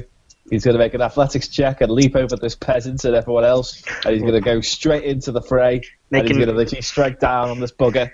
Please roll a 1. Acrobatics check. Here we go. Athletics. As you find standing jump 15. Yeah. Yeah. Right, who Fucking- doubted me then? Me. Everyone. Me. Yeah. Okay, you bunch of doubting Thomases. I got an 18 plus Okay. 5. That is a 23. Okay. I do this. You managed to do it. Okay, and then I'll go for a hit. Go for it. Didn't break his legs this time. Well done. Ah, I did it. It's 21. A hit. Still raging. Yeah. You're dead, boy. I'm gonna give him. I'm gonna give him a golf clap for the little acrobatics move. Okay. It's like the final when Hang on. the smash is entered, finish, just whole clap. How much damage? 13 points of damage. Yeah. How do you want to kill him? I literally run over, do 2 hurdles, and then jump down with my great axe and just land it straight in his head. So he watches. And everyone hears is hissing and I'm surprised you didn't do Snek when you rolled over. You now begin to watch as the trebuchet just burns to a crisp. The other orcs look, start turning, and bolt.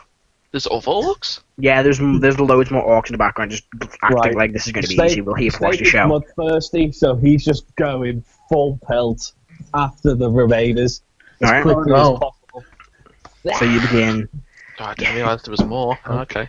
I mean, they are like off the map. They're like 100 feet away. Yeah, I could have easily just. I could have got them. Away.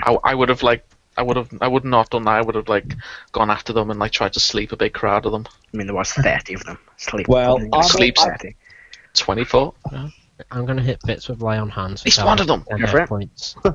Don't hit Snake. Snake is literally running in that direction, trying to.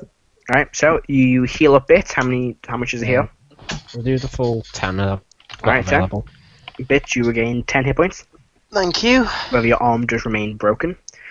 Yeah, the cannon fodder stands again. Yeah, a lot more of the peasants. Only one of them died. I'm actually surprised. That's because Alex was dead for 3 turns without being because healed. Alex. Yeah, was being just slaughtered.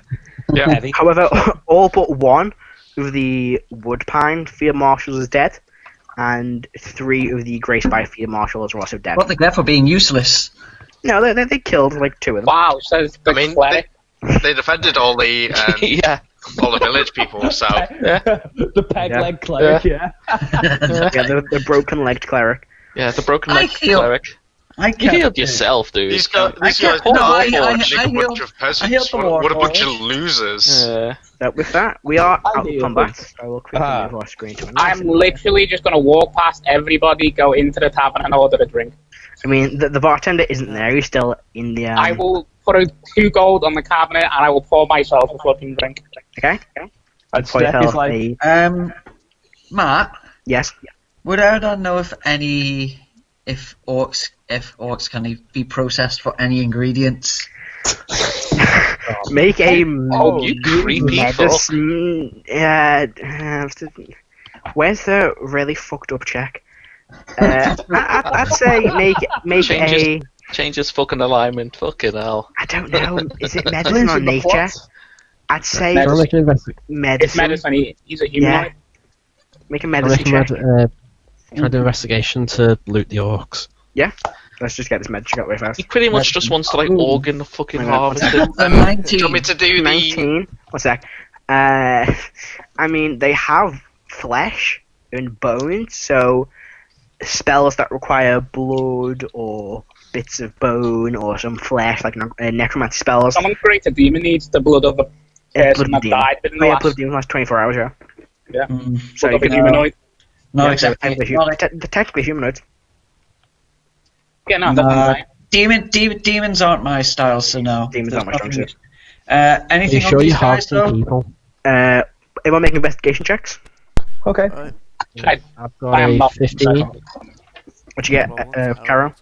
15 on investigation. 15. You look around, there's not much on them. They don't seem to carry any gold. However, on Orgath's corpse, he does have his weapon. And as you look at it, you can take his weapon. There are 2 what would be classed as long swords, but when combined, act as a double-sided sword. Okay. So you can take that. In terms of that, they don't seem to carry any gold on them or anything with them. I got a 12 on investigation. Well, same thing, you don't find much. Okay. A 7 for Snek, but Snek is, by the way, driven off the enemies because everyone else decided just to leave and run away. Are you chasing after them all? I was like chasing them until like I was knackered, and then I'm going, holding like one like great axe in hand, on the haft, warding off the tell them not to come back again, speaking in all sorts of gibberish and tongues. So I'm on the way back into the town. So Bliss turns to you and goes, "That went well." He looks at it. We've got a few bodies to clean up, but we survived. We did. Go team. Woo. I doubt the leader will take this well, though. They might be back and in stronger numbers. We'll have to deal with that when we do. Perhaps it would be best to abandon this place and go to somewhere else closer, maybe a bit more defensible. I mean, this might sound a bit morbid, but you have a lot of orcs and their leader. By the way, he's hearing this in his mind, by the way, and like it's just a suggestion. You could cut off all the heads and put them on pikes as a warning. We're not doing the thing that I did last time, right? He replies to you. That we'll probably do that. I think the Firblog is right. We might need to head somewhere else for a while. Yeah. Did you say Grey Spire? What was the town? Grey Spire is a day away, not a week away. It's a day away. Yeah. And Denzin, the nearest city, is a week away. I asked one of the guys from most Grey... of the peasants are now like, did we win? Yeah, I think so. I'm going to ask one of the guys from Grey Spire what Grey Spire is like, how many other more fighting men there are, so how defensible it is. Okay, you approach him. He's a young human man, short black hair, with these green eyes. Not well built, but seems to be built in a way that he can fight. He goes, Grey Spire's it's a bigger settlement than this. It's got, it's a bigger town, like this small little village. It's got, plenty of walls. We do have, he looks at the two dead field marshals from Woodpine and go, we do have proper, guards that have actual armor. It's pretty big now. There's plenty of space there. It's not like city scale by any means in the imagination, but, it's pretty big. We have a court mage there as well. Erdan says to Bliss, perhaps it would be wise if we go there, take what we can, but probably not much. We should travel light and travel fast. Bits will speak up and he will say, more or less the first things he said to orcs are vindictive. The next leader will attempt to show strength by burning down the village while we are gone. Leaving it defenseless is unwise. And these are people's homes. I would suggest let the people who live here put it to a vote. Snek says men. Hey, Matt, behind the bar, is there anything particularly good? Make a investigation check. That's a natural one. Natural one. Nope. You find you're looking around and you do find something really good. You pick it up, but your hands are sweating and it drops and you shatters the little floor. I'm sure he'll get over that. Just leaves it there and walks away.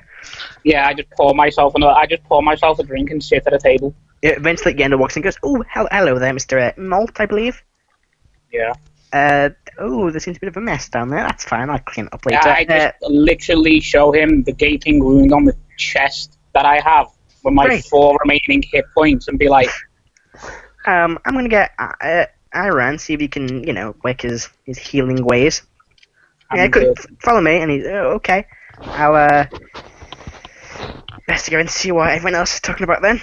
I'll see you in a bit. And he walks out. Yes. I enter the tavern, bloodied and bruised, and then I look around in the pantry and see if there's a basket of eggs. There is not. You appear to have eaten all the eggs. Snek is eating all the eggs? Yeah, you ate like a whole basket the night before. I know, but I was thinking they might have been holding back. No, and they just gave you over to appease this crazed snake man. Chickens like Paladins eggs. are well known for having hidden caches of eggs. Yeah. Make an investigation check, Snek.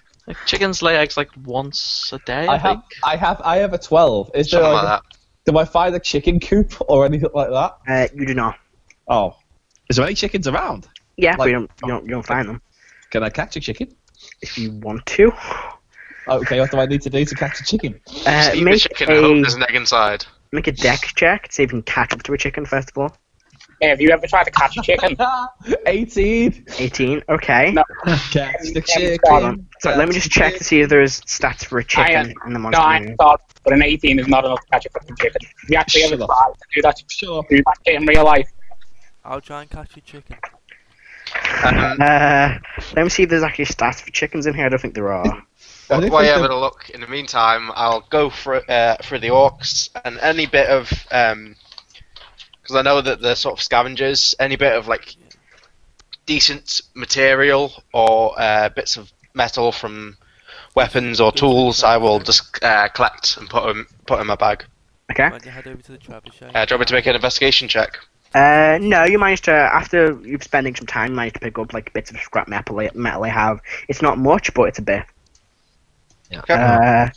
You managed to catch the chickens. How many chickens do I catch? Just one, and Hey! Lionheart catches No the second one. fucking chicken in existence. Like, I'm gonna pick up the chicken by its Okay. legs. Yeah. You're supposed to pick them up, like. And then what happens is, I'm gonna start, like, because I don't understand the concept of a chicken, I'm gonna, like, basically sort of jiggle it up and down. Okay, at this point, if I would have seen him do this, because I'm assuming he's outside, Gonna be he'd hear in con his save for mind, chicken. because like I'd probably like intervene, because it's like it's too funny. What you do? And basically, in his mind, I'll explain to him the concept of how eggs come from chickens, and explain that they have to lay them. Right. I'll expect you to play the part of the chicken. Well, I just Put made a me down. con save. As you begin shaking it, it does fall unconscious. I knocked out a chicken by just jiggling it around. Pretty much. Okay. I'm gonna put it in a sack and then like attach it to my belt. Okay. Or and, like, Okay. I'm gonna tighten it so I've got a chicken in a bag. Write down in your inventory an unconscious chicken in the bag. A live chicken in a bag. Yep. I probably make sure his bag's got air holes, and try to explain to him the product, like what he's doing. Snake just goes, meh? Snack? You know, like, don't understand the concept, like, of chickens and eggs, you know. Well, basically, you hear in your mind, I'll try to explain it in terms you understand. Snek, air, good, chicken, need air. Snek. Oh, okay. I just do that then. Like I made like a little breathing hole for the chicken, you know, because like obviously, you know, I'm still curious of like how this thing lays eggs. So I'm just gonna be like, obviously watch it, like David Attenborough style. Don't lizard folk lay eggs? Yes, they do. Yes, but I'm not gonna go into my backstory as of yet, unless you want to ask the Snek, you know. Well, I'm scrounging for the field, oblivious to the fact that one of my arms is bent. Erdan will say to the... In fact, you know what? Would Erdan know much about Warforged, since he's from a forest? No, definitely not. Would any of us? I would say the only there'd be two of you who would know. It would be know their existence anyway. It would be Karo and Molt. So Erdan's going to say to Bits, excuse me, your arm is it okay? I'm still trying to do that. An extreme amount of agony. It's the flaw of my biological components. I'm sorry, I'm not quite sure what you are. I've not seen anything like you before. I am a automaton. I work for a man who I am currently looking for. Fascinating. I'm also looking for a certain person as well. We're all after that special man in our lives. Speak for yourself. But perhaps we can get this fixed. Erdan will go to the priest and ask him if he can help fix Bit's arm. The two members of the party which have broken limbs begin staggering towards the temple. Well, hold on. I stagger. He doesn't. His arm is twisted and bent, so he keeps knocking it into himself. You arrive at the church. Erdan looks and goes, "Oh, is that another one of those? You're a machine? Yes, this is far beyond my expertise. I don't know. How would you fix the arm of a machine? Or he walks past and shouts, goes to the blacksmith. Yeah, that's... Right. I'm going to walk up to a wall and I'm going to try my luck in Lethal Weapon 2 style. Oh, shit. Knocking my arm into a wall and see if I can get it to move straight. Make a strength check. This is where he uses the arm. This isn't medicine, no. This is just you smashing your arm into a wall. Make a strength check. That is a 12. No, you just hit the arm to the wall and nothing happens. Irin's like, ooh, do you mind not smashing my temple, my church walls apart? Thank you. My sacred ground. Sacred ground, please don't. Perhaps we should go to the blacksmith. Torva? Yeah, hi. Do you know much about this? I point a bit to his arm. Not a clue. I mean, he seems to be a machine. Could you maybe, like, hammer it back in place? I can do that myself. I do have smith tools and I am proficient. Snek, You gotta repair your own. Give it a go. I don't know if it'll work or not. She will make a smith's tools check, I guess, on your arm. Well, I just made one. What you got?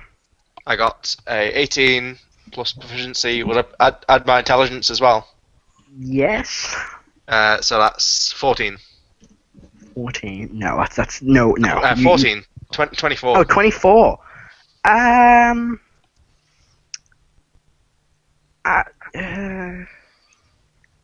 fuck! I'm gonna roll for this. See what the chances of it succeeding are. Ooh, so a 24. Okay. Yeah, sure, it works.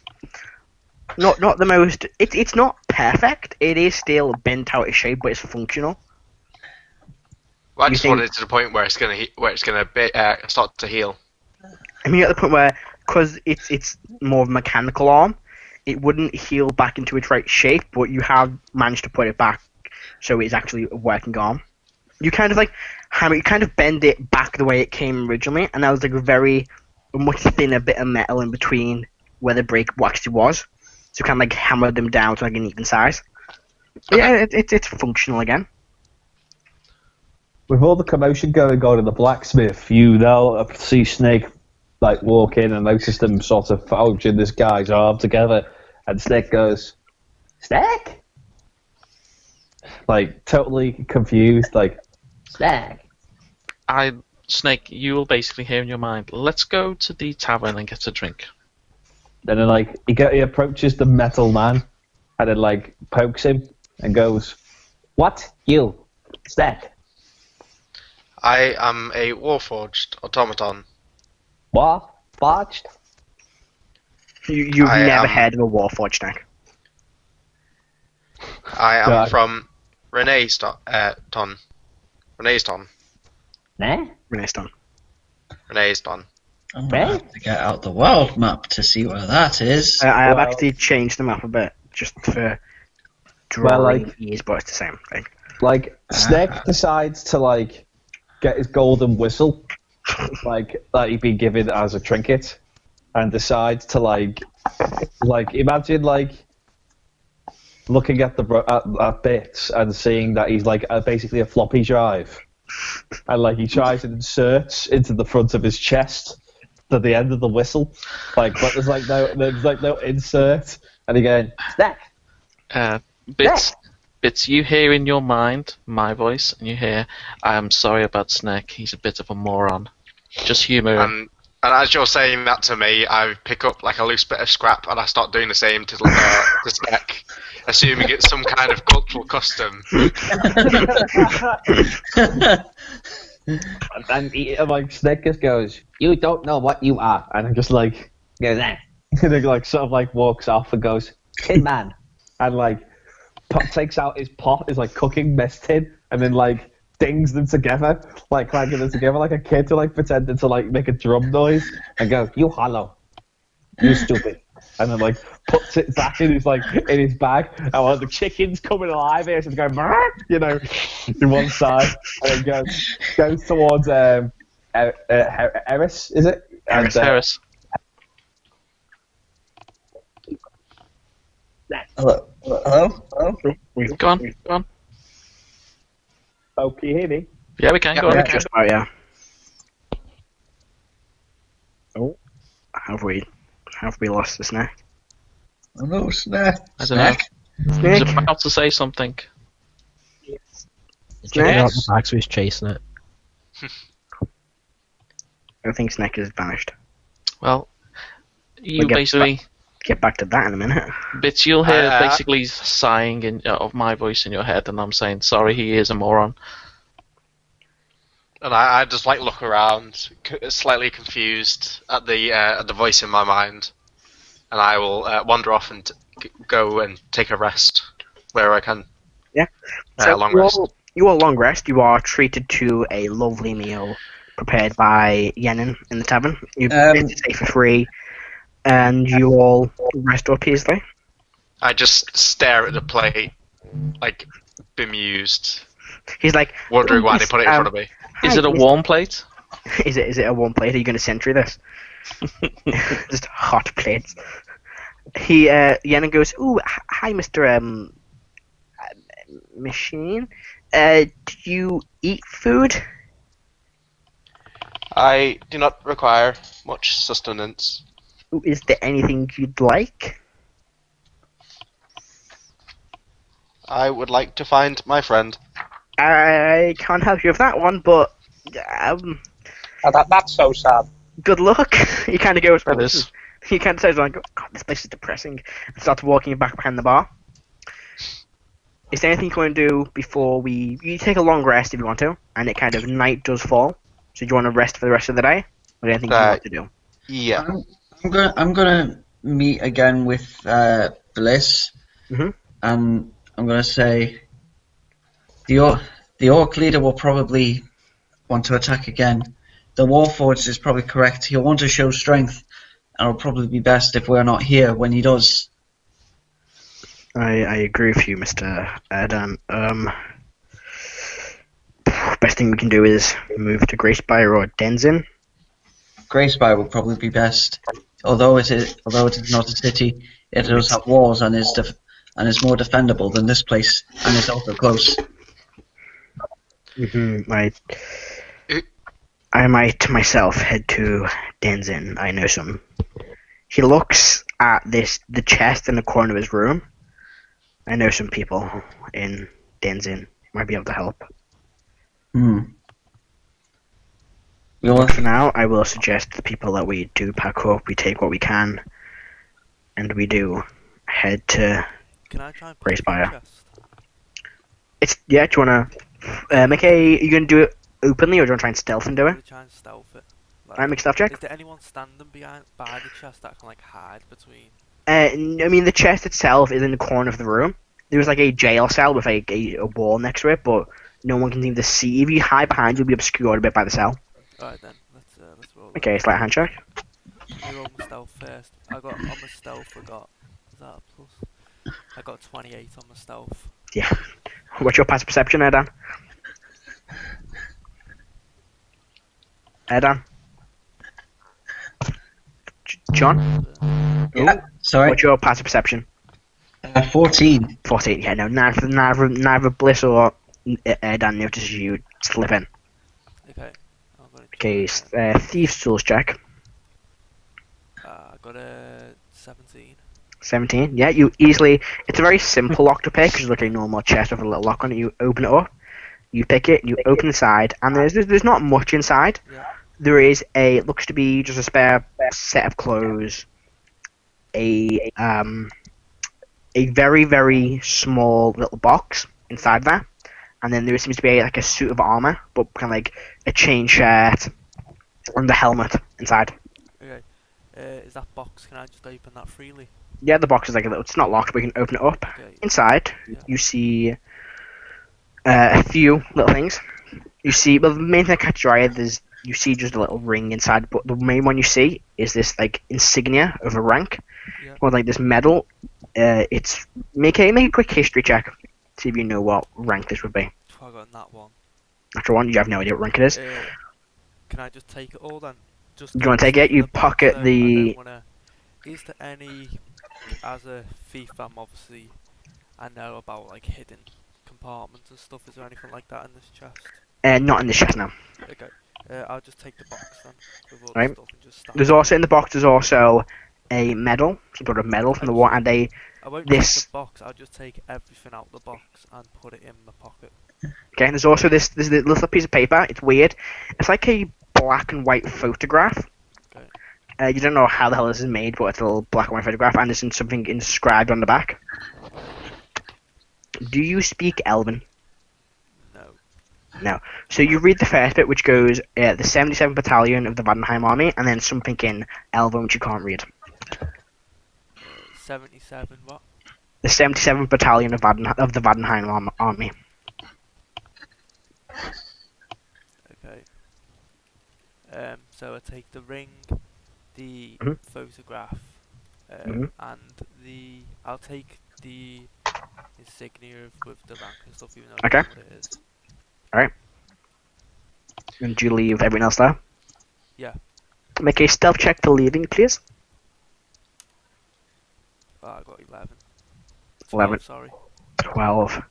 So I see you. Yes, so does Bliss. As you step away, you knock the prison cell. It kind of like vibrates a little bit, and they both turn around and see you. I'm going to say, Lionheart, I didn't know you were here. When did you get here? I'm going to make an intelligence check to see if I can suss out what he's been doing. I mean, you can just assume. You don't have to make a check, but you can just assume if you want to assume. You know what? Yeah, Erdan lacks trust, so he's gonna ask, what were you doing?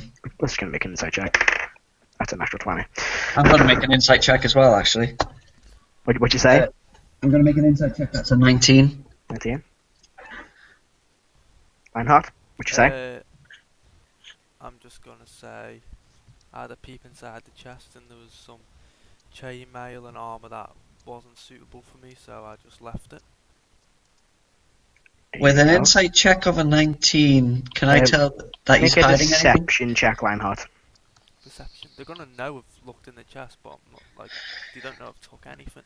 They don't Well, that's the key of saying nothing that interested me, and then carrying on makes sense if maybe you took something. Okay, I got a 24 anyway. 24. Yeah. Natural 20 from Blizz. What is insight? 24. He looks at you and goes, He walks to the door, locks it. Okay. Erdan's just going to say to her, you know, it's not very nice to go sneaking around in people's possessions. I'm aware of your background. You weren't raised in the right way, but you should know that invading people's private possessions and potentially stealing stuff it's not right. Okay, I'll apologise. Hey guys. Hang on a sec. What you say, Matt? I'm sorry, you know, it's just how can I explain this? Drilled into my head to always be on the lookout for people hiding things, or so. It's just become a natural thing to do. I'll try and keep control of it next time. He walks over to the chest, opens it, sees everything still there, opens the box, shuts it, and looks directly at you. Okay. Put them back. Now. Well, I'm going to... What's around me? There is the 2 prison cells, the desk, his chair. Well, I'll be on your side. So it'll be the 2 prison cells on your left, and the door at the back, which is locked. Okay, I'm gonna ask. What do you mean, put them back? I don't understand. And then I'm gonna say you can even come search me if you want. And while he's doing that, I'll also obviously use sleight of hand and just try and like do some like magicians type thing to. You watch as he just stands there and waits. Doesn't even approach you. Matt, can I can you hear me now? Yeah, we can hear you. Okay. Can I perception to see what he's doing? Yeah, we can hear you. What Lionheart is doing? Yeah, make a perception check. That is a 14. 14. Make a sleight hand check, Lionheart. I got 21. 21. Ooh. Can't see him. I'll make one for Thingy. No, so he doesn't notice your sleight of handing stuff. What you do? He doesn't seem to move. He seems to just be standing there waiting for you to do something. To the door or by the chest? He's now standing. He's now basically leaning against his desk. I'm just going to say to him. Enough to pick the door and leg out. I mean, it takes time to pick a lock. You notice as you start picking the lock. So, what should I roll for this? Do you want to? Yeah, make a. First of all, make a thieves tools check. Yeah, make a thieves tools check. I'm just gonna make 2 range stacks. Ooh, that was nice. That's a 27. 27. You do manage to pick the lock. Yeah. That is a. What's your AC? AC's 15. Oh, 16 just hits. Also use piercing shot. Wait, you're getting shot here for something Yeah. that I haven't even done. You know you've done it. You got a natural 20 insight. I mean, you did take it. No, but those 7. are in the chest. 7. No, but you see in the box. Knows it's not in there. There's 14 piercing damage. Well, I'm dead. Well, knocked out. Roll me a injury check, please. DC is 10. Is this on the next day, by the way, Matt? No, this is Or the same day. I got a Same. 20. At 20, so you're fine, not injured. Okay, so you're unconscious. You do stabilize. We'll get back to that later on. Erdan, you do watch as Lionheart starts picking the lock. He just raises his crossbow, fires it. It doesn't actually hit him, but he does aim it enough. So with the arrow, the crossbow actually spins in the air, and the blunt end hits him in the back of the head, and he just falls unconscious. That's my excuse for non-lethal damage. So When you watch as he starts he's getting- basically And gets taking dragged off. into a cell. He does. He takes everything off you, your armor, your weapons, your thieves' tools. He just find the 2 items you took, or the items you took, Where have I and throws heard you in a this cell. before? I wonder. yeah, where have I heard that? Yeah. I don't know. Where's this ever happened before? I fought the law I- and the law won. I fought the law and the law won. Erdan will say to Bliss. I guess he did take something then. Mm-hmm. So let's go in Does Erdan then see this medallion of his? Or yes, you see him drop down. This is just general looking. Looks like a nice ring he has. This insignia of rank. This signet. Can I tell what rank it is? Make a history check. That is a. No, that's an 8. Not too sure. So I you put didn't. down this ring, this insignia of rank, this Uh-huh. medal, and then this picture. You are a man of war then. Yes, I was. Did you? I think you mentioned before you fought in the war before, didn't you? Yes, the war with Icemount. Vietnam. Well, we assisted Dan Holt in the war with Icemount. He did. I see. I see you. I'd say make a history check on the medal. Yeah, I'll make a history check of the medal. That's better. That is a 14. You've never actually seen a medal like this, but you can tell. It also says on it this is some sort of medal for bravery or. I can read Elvish, by the way. You do. You do notice on the back of he puts the picture down face down because he doesn't look at the picture, but he does. There's an inscription on the back, which does read, it's the 77th Battalion of the Vandenheim Army, and in Elven reads, Fortis El Palabum Brandus, which translates to as strong a battle as our bond. I see you did well then. Yeah, sure. We won. You don't sound too cheery about that, though. We may have won. Doesn't say what we lost, though.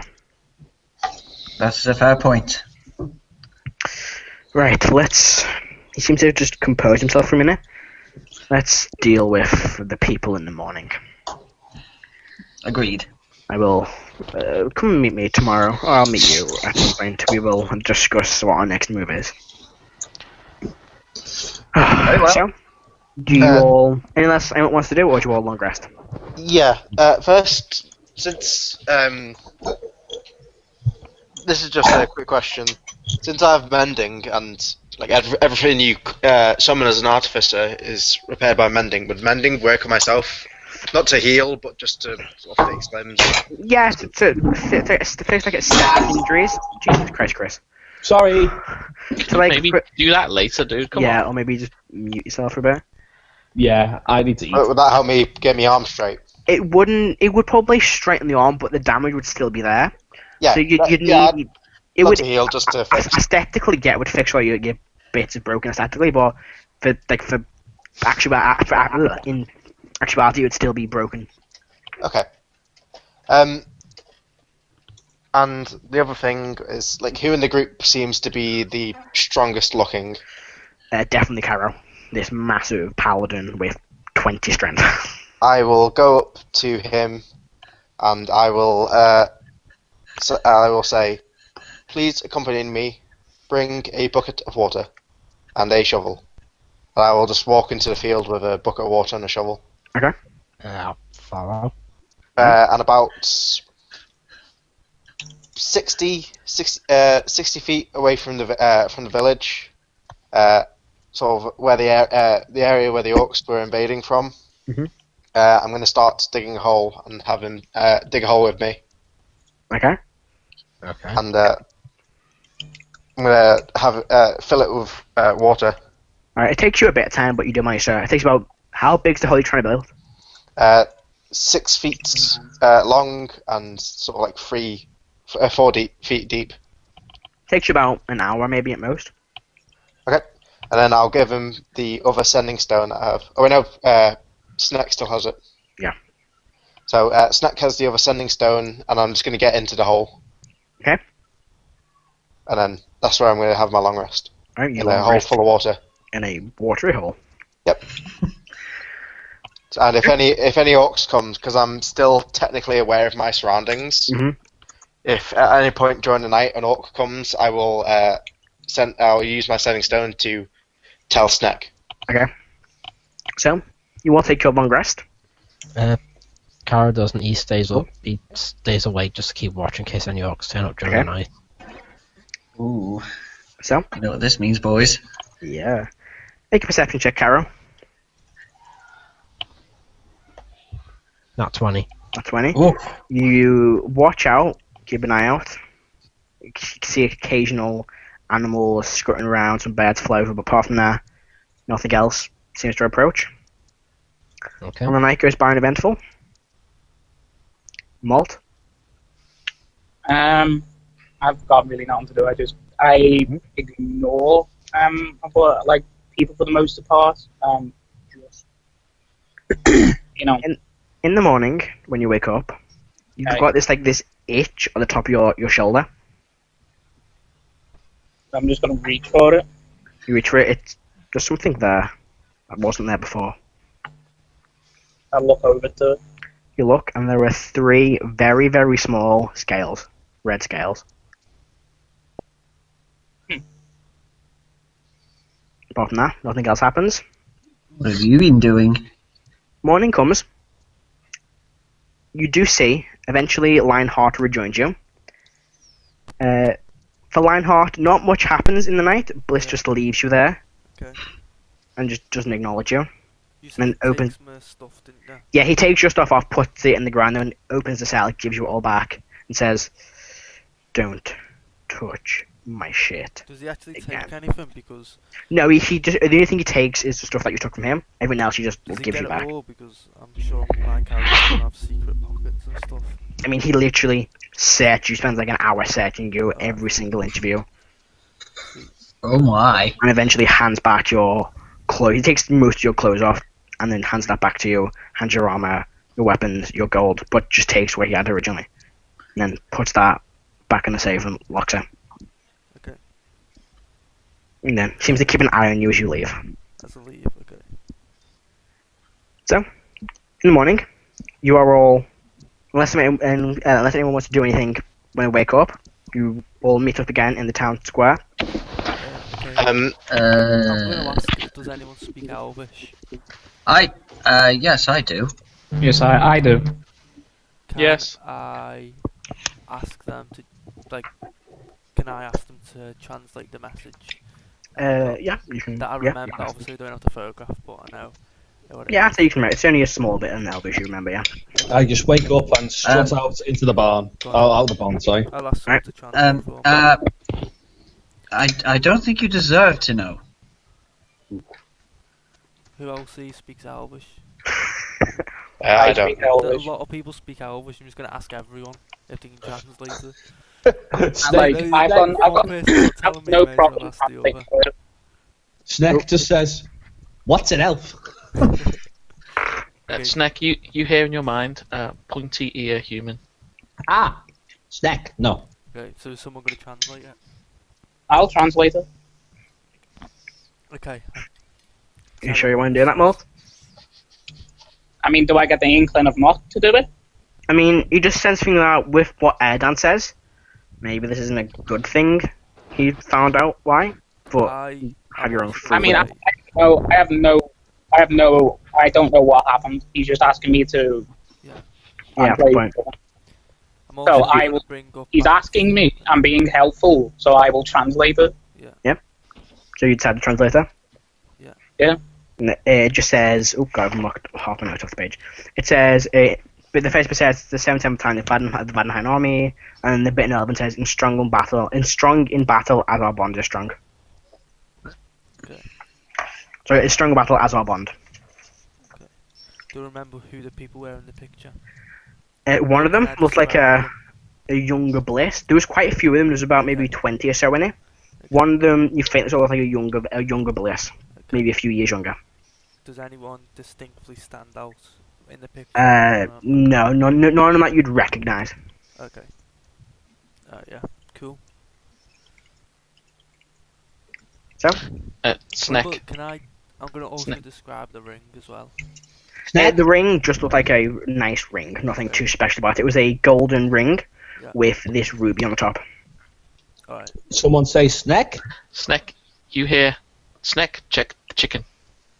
Okay, I examined the chicken on my belt. It appears to be alive, I guess. Yeah, it's still alive. It's been like full cluckering about in the bag, but it's still alive. I go to Heris and I go, Snek! Like, put a thumb up. Like, you know, say the chicken's A-okay. Snek, feed chicken.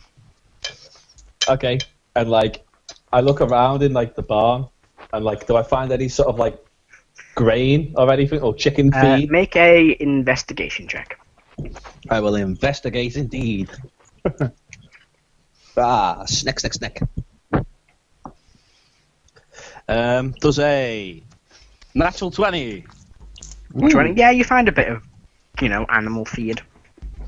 Okay, and then like, I take that and put it in a pouch, and then. And like with my hand, I sort of like put my hand into the sack and then like let's see if the chicken will feed it. Yeah, I mean the chicken seems to eat it as well as it can in a sack. Is it tied up in the sack? No, it's just in a sack. It's just in a sack. That's alright. It's not going crazy anymore. I think it's now getting accustomed to its new surroundings. And then I'm gonna like pick up the chicken. And then, like, I'm going to, like, hold it nicely, like, sort of caress it. And then what I'm going to do is we're going to, like... Snek. Start poking the chicken. Snek. Give him a name. Eh? Like, Snek, name. Name? But, like, doesn't know what the hell this thing is. At all. This is chicken. Chicken? Chick? Chick. Chick. Ah, okay. And then, like... You start poking it and stuff like that, like figuring out like what egg, poking it egg. Poking it. It kind of starts clucking and be like, but it doesn't produce an egg as you start poking it. And then I just like put it back in the sack. Right. This is where he hasn't picked up a chicken. He's picked up a cock. Weird question. Yeah. Can you telepathically speak to a chicken? Does a chicken understand the language? Does a chicken understand the language? Is too low to speak. Damn. I was hoping you'd tell me it had to have its own chicken language. No, it doesn't have a language. It's not like a baby had a cock fur or something like that. That mysteriously ended up in the chicken coop. You know? Just doesn't look like it. Am I back on max hit points, by the way? Yeah, everyone will go back to the max. Okay.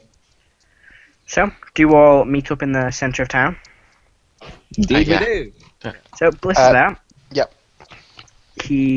Everyone starts to meet up and goes, our friends who helped us yesterday have told us that it's not safe for us to stay. I'd suggest we maybe head to Greyspire and then maybe on to Denzin. But the option is yours. So there seems to be some members in the crowd. Some people go, we can't just leave here. This is our home. What we do with all our belongings? Because we can bring as much as we can. But it's either stay here and risk being slaughtered by the next group of orcs that come through, or head somewhere more defendable. You hear some more members in the crowd. We're gonna Hell's Deep this, basically. Like, Snek says, Yeah. Snake fight! Snake strong! Snake kill! Yes, Erdan the snake man is indeed strong. Erdan will say to Snek, you are strong, Snek, but I don't think you can face off against a whole troop of orcs on your own. okay, what happens is, like, Especially randomly, not one that's the leader. right, odds or evens first, John, because like he's got a few bags on him, you see. Go evens. Okay, it's a 4. What happens is, like, good or bad? Good. Okay, what happens is, like, he throws out a bag and he goes, like, sort of, like, shoves it into your chest. Wait, do you throw it across the way at him? No, I'm assuming he approached me while I shouted. Yeah. Like, like pushing himself through the crowd. So, like, I throw him a bag. It's not hard. What you planning on doing with this bag? No, what I'm asking is how close are you to each other? Is there like 30 foot, 20 foot? Right next to each other. Oh, right. Okay, so he goes banging and throws him a bag. And what? Erdan will open the bag. What you see is like an Ettercap's head in a bag. I'm going to make a nature check to see if I know what head this is. Go for it. That's a good check. That's a modified 20. Yeah. So what's the head? What is it? It's a decapitated head of an Ettercap. Yeah, you know exactly what this thing is. I say to Snek, yes, this is fine, but I don't think this will appease the orcs, nor particularly help you to fight off a whole troop of them, let alone their leader.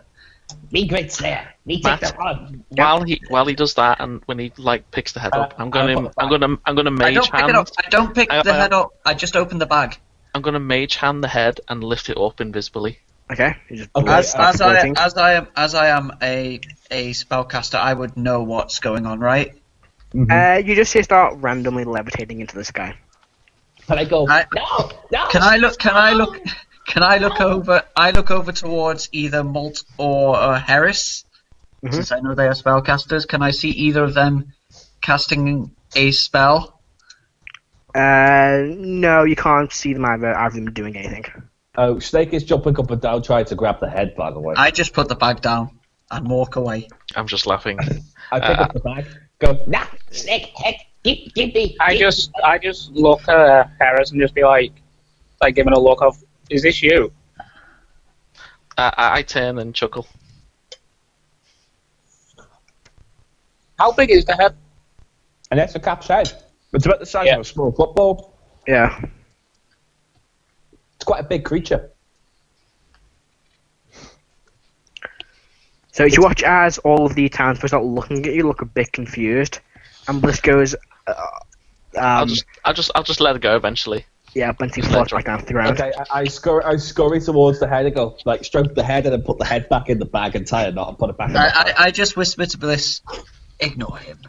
I try to. I really, really do. Town. Yeah, you're on the town centre. Can I just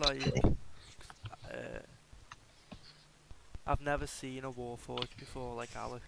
Nope, never. Okay, so I have. Can I basically just, obviously 'cause he's a machine, can I just look around, like investigate him just by like looking around him? Also, Yeah, make an investigation check. Alex, do you have like an opening that you can put stuff in, like your chest? Can you like open your chest, basically? Are you asking me that, or are you asking I'm Bits? I'm gonna ask you. So Bits shakes his head. I have no hidden compartments. Okay, so I can't use you as a seat. I do have a backpack. A backpack. Yeah, okay. Well, anyway, I'm going to investigate him anyway and just see if I can find any, like...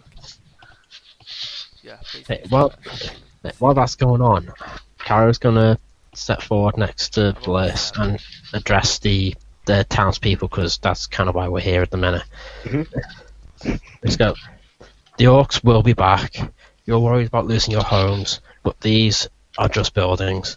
Homes are where your friends and your families are. As long as you have them, you're at home.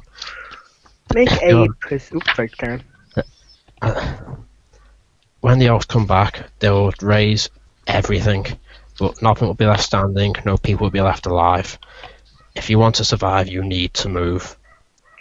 Make a persuasion check with advantage. Okay. And I was going to say, if you didn't get advantage for that, then these people clearly have more fortitude than we knew. Shit. Dice. It's difficult. It's 18. 18.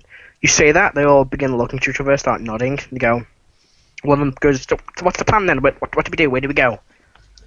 Collect whatever supplies you need, the basics, just anything you hold dear, and then we move for Greyspine. Let's go. Yes, we will head there as soon as we can. Just grab all the supplies you can, and then we begin our journey to Greyspire. And then, like, Snake, after like his little conundrum with the head, gets his axe up and goes, Yeah! Raise town! Snek! Raise town! Raise town! Burn! Bliss just sighs. I'm gonna get my stuff and starts walking towards his office. I follow with Bliss. So it takes about 2 hours for everybody to gather all the supplies together. The horse that was there has finally returned from Greyspire. And, see a few more people. There's a cart there as well, so people start putting some supplies on the cart. Sorry. Do you know outside, like while everyone's putting supplies on the cart, do I see this chest? Which chest? The one that was in his office. Yeah, no, he leaves the chest there, but puts the stuff into a bag. Okay, let's leave it then. They start using the chest for others, so they repurpose and put like general supplies in it, so instead of everyone carrying it individually, they just put it in there. So, with that... I'm fixated on what this insignia is, but I don't know what it is. So, yeah. I don't know. A slight miscalculation when I was talking about my size. It turns out I'm actually 6 feet and 9 inches tall. Oh, yeah. Whoa. Pretty fucking tall. Yeah, basketball player size. That's like, I think you're the second tallest after Erdan. Yeah. There goes Erdan, Bits, then me. Karo. Wait till I calculate me weights. Oh, Jesus. Is the Warforged the one where you can reconfigure your sort of build? Is that that one? was the Unearthed or the Unearthed Arcana, or it was like a homebrew one. Oh right, okay. I wasn't sure it was real. I wasn't, because there was like a Juggernaut, and then there was like a different. You could change your sort of armor class. That's all. You do get a bonus +1 to armor class as a Warforged. Hey, did we level up? Oh, okay. You did not. That's pretty cool, though. You do begin before you begin traveling. Even a few people come over to you and go, "So we just want to thank you for helping us," and they hand you this small pouch. Ooh. Ooh. If you look into it, there is 100 gold pieces, Hey. 80 silver pieces, 170 copper pieces, and 4 gems that are worth like 10 gold each. Whoa. And then Bliss hands you this arrow and goes, "It's my last one, so I say one of you should take it," and it's just a +1 arrow. Give that to Nothing to be the Snek. about, is it? How many silver But so is that gold just given to the party as a whole? That's just giving us a pouch, yeah. So you can do with that as you will. Do we want to have a party fund, or do we want to spend time calculating how to split this out between 8 Calculate people? and split it up.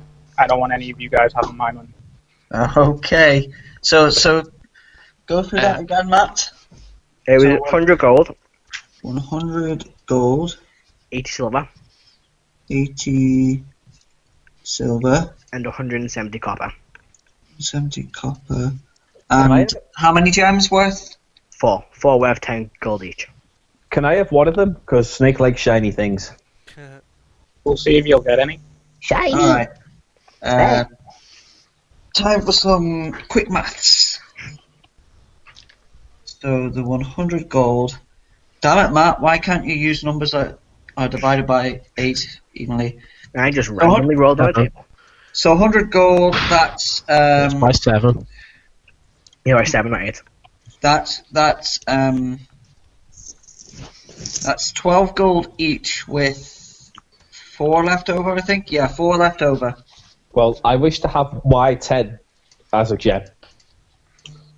Well, no, this is of the gold pieces, so we each get 12 each.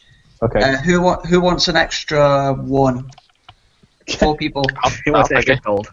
I'll take one. Why not? Who wants a quid? Literally, yeah. How much are we getting, sorry? So you're getting 12 each at least. Yeah. And then we have 4 gold 4 pieces people get left over. 13. Yeah, 4 pieces left. I'll take one piece. Well, how So much gold are we getting? Flip me, Jason. 12, and Give then me a there's minute to 4 work it left out. over. So everyone gets 12. Yeah. Okay. And then Alex, Jason, Ben, and who else? One more. Someone claim it. Good, I Me. And Matt. So Ben, Alex, Jason, and Matt will get an extra gold piece each. Nice. 13. Oh, a And then pound. I'll add that now. everyone gets 10 silver. And the gems we should probably just sell when we can. Keep hold of them. Well, Snek will have 1. Snek. Who wants a gem? I'll take a gem. I mean, I'll take a gem then. And Ben takes a gem. I like- 1 more for. You know what? Red gem. Actually, hang on. If there's a gem going, I'll take it. Yeah, Alex, you can have a gem. What kind of gem is it? Yeah, what kind of gems? It's a gem worth 10 It's just a. gold pieces. It's probably like a ruby or something.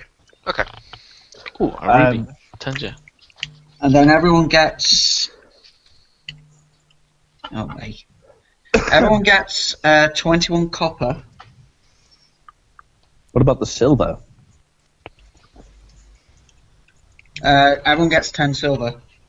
Actually, hold on. How many people are there? 7. Oh, I've done this all wrong. Oh boy, I can't wait for more. We can sort this out later on Right. unless you want to do Right, it now. everyone gets 14 gold each, and then there's a horrible amount left over because 7's a horrible number. Screw that. Everyone just gets 14. Wow. Leftover starts a party fund. That's fine. No. I will not allow you to have any of my money. Sorry. Alright, Your money's the party money. You've got your God. own money. You're that tight that you cry out of one eye. No, if I earn this money, I will ask for this money. Everyone gets 11 silver. With a little bit left over. Okay. Work that out later. And 1 divided by 7. Nice. Everyone gets 24 copper. With a little bit left over Welcome as to well. D&D. 80% is Well, working that's out. going to be a fund. And 4 then, copper. Nice. right. And then I'll figure out what's left. By the way, Matt, in the morning, could I have spent because I only sleep 6 hours. Could I spend 2 hours doing smithing Yeah, to try sure. and make some weapons. You can use the forge in town. It's not a very good forge, but it's usable. What to try and make? How much scrap do I have? Do I have enough to make a decent weapon? You'll probably be able to make maybe a short sword or a dagger. I'll make a short sword Or make a tinkering. Make a smith's check even. with my intelligence. That Yes. is 22. 22. You managed to make a pretty nice dagger. Or use dagger or short sword. Short sword. Make a usable short sword. So, pretty standard short Okay. sword. Good news is that there's 7 left in total of gold pieces, silver pieces, and copper pieces. So, Jason, you can have 1 gold, and Alex, you can have 1 gold Nice. extra. Ben, Matt, and sure, we'll go Ben, Matt, and Karo, you can have 1 extra silver piece. Cool. And then me and Snek will have 1 extra copper piece. Oof, on you two lucky ones. Oh, yeah. Just what I wanted. So, as everybody is got a gem. As everybody is packing up their supplies, you 7 spend the entire morning working out how to split this money. No, I've just got it now. The whole morning? It takes you the whole morning to figure out how to split this money. I mean, some of us have like high intelligence. That's just ridiculous. Erdan just took one and was like, I'm going to sort this out, don't worry. So I'm going to wrong again. So? He didn't have his abacus with him. I know he didn't. It took us more time to figure out the loot. Yeah. Yeah, it took us more time to divvy up the loot than it done killing them all. Yeah. So, with that, Bliss comes to you all and goes, we're ready to leave when you are. The share that I got from the stuff from the village, I give to Bliss and say use it for the people. Very well. Snek approaches Bliss and says, "Me burn town. No remains for orcs." Maybe don't burn the town down just yet. Snek? They will loot. Yeah, there's not much really of value left to steal, my friend. So we'll just leave it the way it is. Yeah. Okay. Erdan will collect up all his belongings with him and be In the ready. meantime, Matt, I'm gonna use my gem, and I'm gonna put it around my my necklace, like my sort of ceremonial necklace. I'm gonna sort of weave it into my necklace, so now I've got a bit of bling going on. Okay. So you make a just make a slight hand gesture while you do this. Okay. At 12? 12, yeah, we do it quite well. It's not too hard to do. Okay. Looks like my art of crocheting or whatever is made be a very, very nice integrated necklace. I will put a few more on, probably in the future. So, you begin travelling. It takes you about a day to get to Greyspire. I'll take somebody to roll a d12 for me. Before we set off, I'll go to Karo, and I'll say, as I am in danger due to my involvement with the slaying of the orcs, I will accompany you for the time being. Press any key. I rolled an 11. Can I make a Arcana check or an Intelligence check to work out how old this robot seems to be? Okay, I'm going to make a... Yeah, I'm making just an intelligence check. I'm making an insight check. Insight, that's completely good. Massive. That is an 18. Is that 18? Alex, how old do you appear? How old do I appear? I'm a very, very beaten up robot. It seems that multiple times in my life, my chest plate is very mismatched, as half of it is sort of pretty much torn off, and in fact you can see the metal which I had been made of is actually in a rucksack in a separate bag. On my side, where I've just basically fused new bits of metal onto myself to repair myself. I look like I'm ancient. You just made of spare parts. Yeah, pretty much. He's made of bits. Bits, yeah. You're like 30-ish as shit, aren't you? Which part is the original to you? Yeah, pretty much. You know, on Top Gear in the Grand Tour when they take really old beaten cars up and do them up. Yeah. That's just what it looks like. Yeah. You're gonna say something, Matt? Yeah, I rolled an 11 on that d12. Oh no! Ooh, 11. Yeah. Oh, Okay. Matt, you just rolled us into an encounter. You begin travelling. Are you sure? Nothing happens. Oh. You're travelling a large group, so it's a less. I decided to choose low instead of high this time. While we're travelling, Karo's having to sleep on one of the carts. Yeah. In this time while we're travelling, I'm going to do sort of hunter and gatherer stuff. So I will try and gather some local flora and fauna. Yeah, Erdan will also look out for. Make some nature checks for me. Erdan will also look out for some herbs as well along the road. Okay. Can I help? I'm fairly good at nature. If you want to. Who'd you help? I'm just making this as a point, Matt. I don't have like what I wear is sleeveless, so anybody who would be paying attention with a high enough perception would know that. Like passive would see that change. 22. 22. You look around, you don't find too much, it just looks to be general plants, but you do come across these strange yellow and white herb. You're not too sure what they are. I get a 16 on my nature check. 16, yeah, you don't find much. They just tend to be normal looking, bushes and shrubs. You find a few mushrooms, but not much. Does Snek bring... I will use my nature check to make sure to find out a 13. You're not too sure. Okay, and I go look at them and just go and I just I shove them in my sort of herb pouch with garlic and sort of culinary herbs. Yeah. Okay.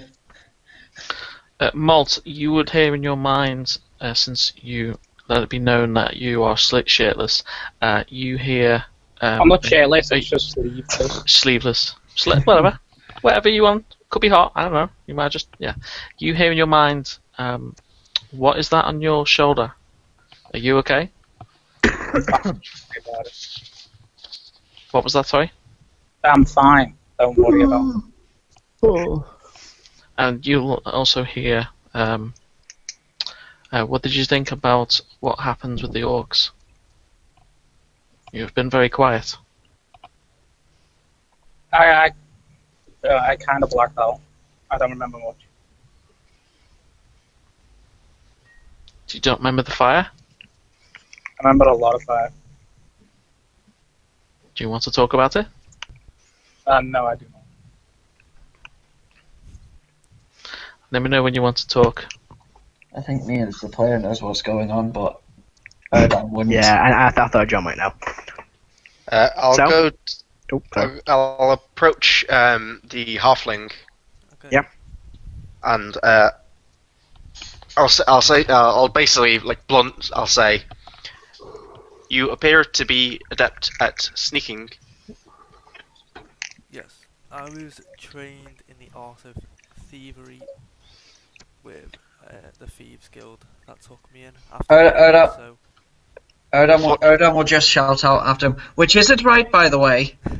And I'll say to him, unfortunately, you have a biological inferiority to other thieves. If you want that corrected, come to me. Shots have been fired. Think of a comeback.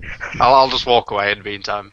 When I investigated him, Mic dropped. did I find anything that I could poke to stun him, or no, he seems very well built. Even though he's made of little scrap, he seems to protect all his vital components. I'm going to approach the robot, and he's going to start giving him a bit of a poke and stuff like that. Now, again, poking him in the head with his little claw talons and stuff like that. Sort of like a curious animal, looking at it's like a meal or something like that, or out of a sort of joking curiosity, but you can't tell because he's like a reptile. I'll say to Can't Snek, tell because he's a moron. I'll basically I'll lean in as if I'm going to whisper, and then I speak in the exact same loudness as I always do. And I go, "You are armored, even though it is biological. You do not have the same inferiority as these others. Well done." I'll just keep walking. And then what happens is Snake just goes in a bit of a chuffed sort of say goes Snek, and then goes on all fours and does the iguana sort of walk on the floor, walks away. Erdan just says to them, "Oh, he's going to be proud about that all day, isn't he?" Bits you hear in your mind, if you're doing this loud to everyone, you hear in your mind, strength is not always measured by armor and how much damage you can swing a club. True. I'll say that out loud.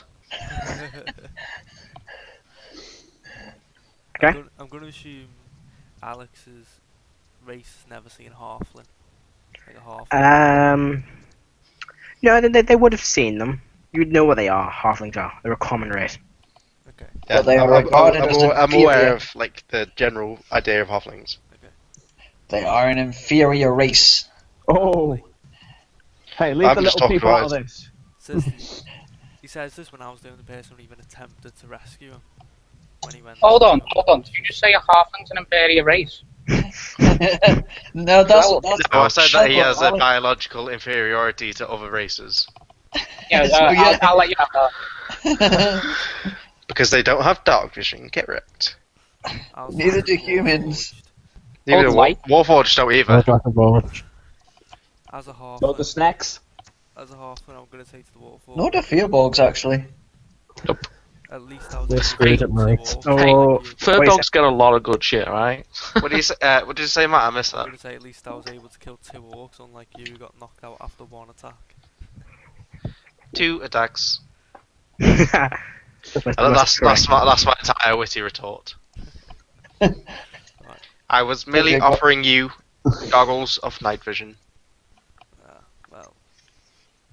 Well, I can imagine though when he said 2 attacks instead of like he sort of flipped him off. I've got No, it. halflings don't get dark vision.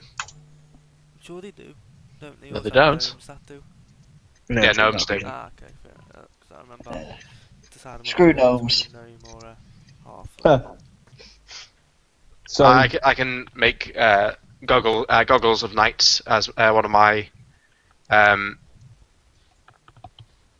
I can't remember what they're called. Artificer? Infusions. Do you offer them out like to anyone, or you just is that like a secret thing you just offer to him?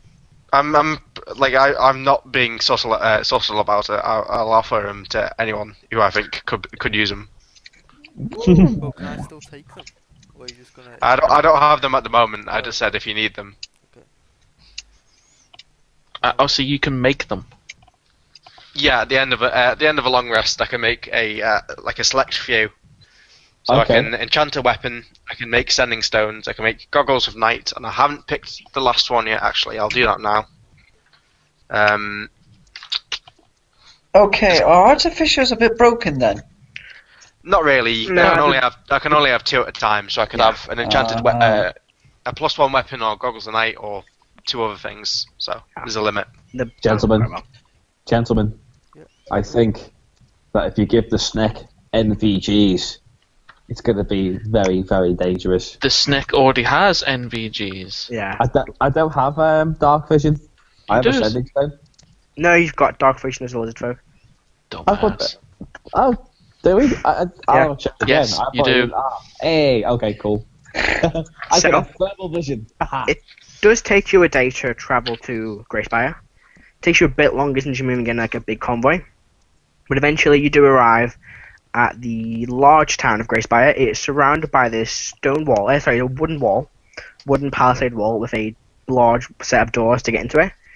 And you can't see much from outside apart from the only thing you see, and you see this from quite a distance away too, is just a large, very, very, very large, perfectly smooth grey spire. It just appears and is in the centre of town. Fitting name. Erdan looks back. Can he see any smoke rising in the distance? No, not from anywhere. You since you're a day away, it's hard to see that far, but you don't see anything. Okay. I will make a perception check of the wilds around us to see if anything naturally has been disturbed. Go for it. That is a 12. 12. Doesn't look to be. The only thing, the ground that seems to be disturbed is the ground you're walking on. But apart from that, Is there everything any looks other quite boot prints that we've seen before? calm. No, just your own. Just the ones that were left with the cars and the people walking alongside it. Okay. I'm gonna ask around and go show people the weird flowers that I was given or I picked up. Mm-hmm. To the group? Are you asking the group? I'm gonna go Snek, yellow, white. I'm going to make a nature check on them. I'll assist. Oh, nat 20. Hey. Ooh. So you know these as Osilius. It's just a normal kind of a regularly found plant, but if combined with certain other things the right way, it can be used to make a very, very toxic poison. Toxic poison. So I'm going to say this Snek. This is Osilius. It's used for making can be used to make a particularly deadly poison. Would you mind if I keep this? And like he goes, no, mine. And he goes, Can you? Poison. Can you? Okay, fine. He goes, danger, good. Danger, like. I mean, it's not dangerous on its own, but combined with certain other ingredients, it certainly can pack quite the punch. If you would allow me to have it, perhaps I would be able to make such a thing. Me? Or you could eat it on its own and get diarrhea. Yes, but I would rather avoid that. Like, he turns around to like the robot and just goes, eh. Like as if like it's a normal thing to just get the shits, you know. Again, Erdan will offer to Snek to take the herbs and keep it so that he could potentially make this deadly poison in the future.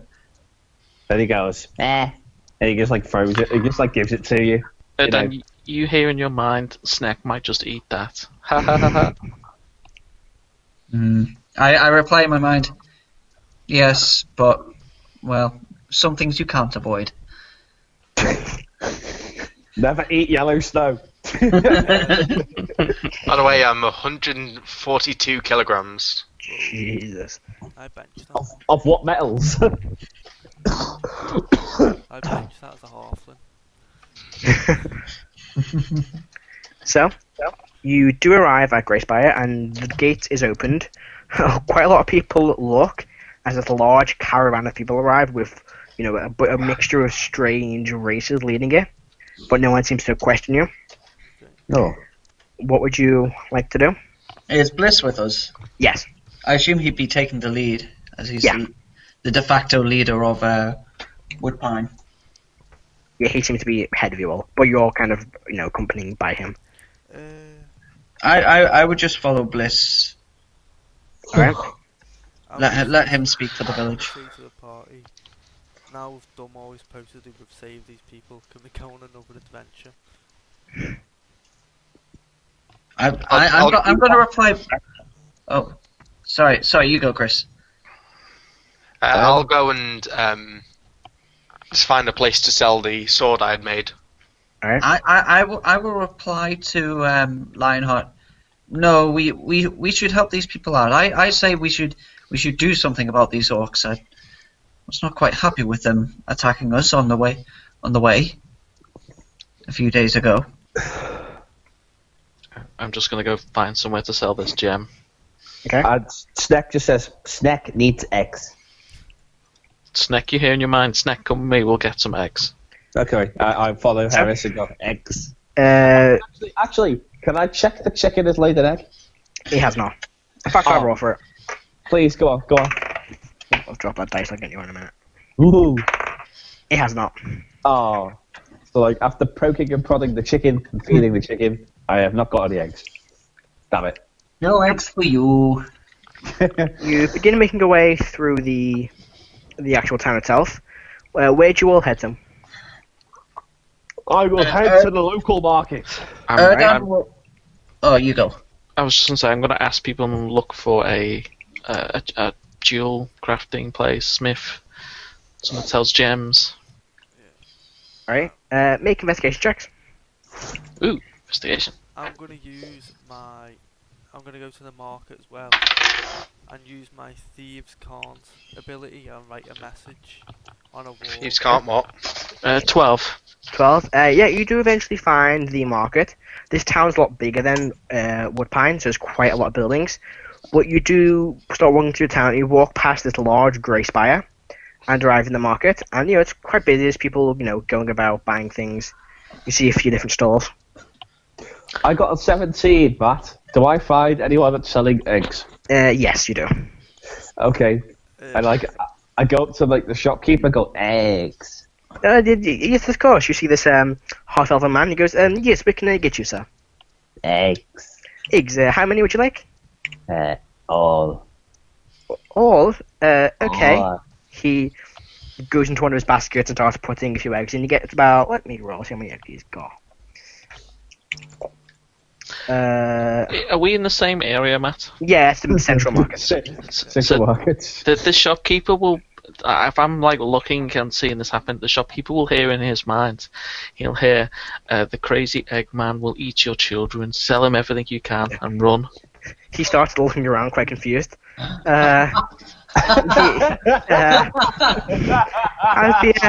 He hears the eggs. He slides over. Let's roll a d20 for eggs.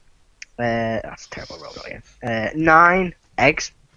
Okay. That will cost you 2 silver pieces. He'll basically hear again. Just run. He will go mad. And he's like, okay, this is what I do. I go. 2 copper.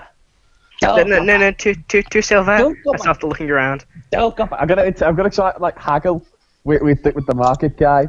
I'm gonna use intimidation with my reptilian looks and stares, and I'm gonna flicker At what point does haggling become extortion? Anytime we try to haggle. I think we're about to find out. Make an intimidation check. That's a mod 20. I go. Oh, copper. Hold on, what's he do? He's intimidating. I'm gonna make a wisdom save for this poor Well, commoner. right. I literally was off the mic for 5 seconds and I had extortion. Can someone tell me what's happening? So Snek is trying to buy some eggs, 9 eggs off this merchant. He is trying to intimidate him to give him a lower price instead of 2 silver, 2 copper. While Heris is using her mind abilities to freak the guy out. He goes, over, and I pass it along and just give him the fucking eggs. And just look at Snake like, what is your problem? I don't say anything, I just look at him. And he just looks back at you, like stonewalling you.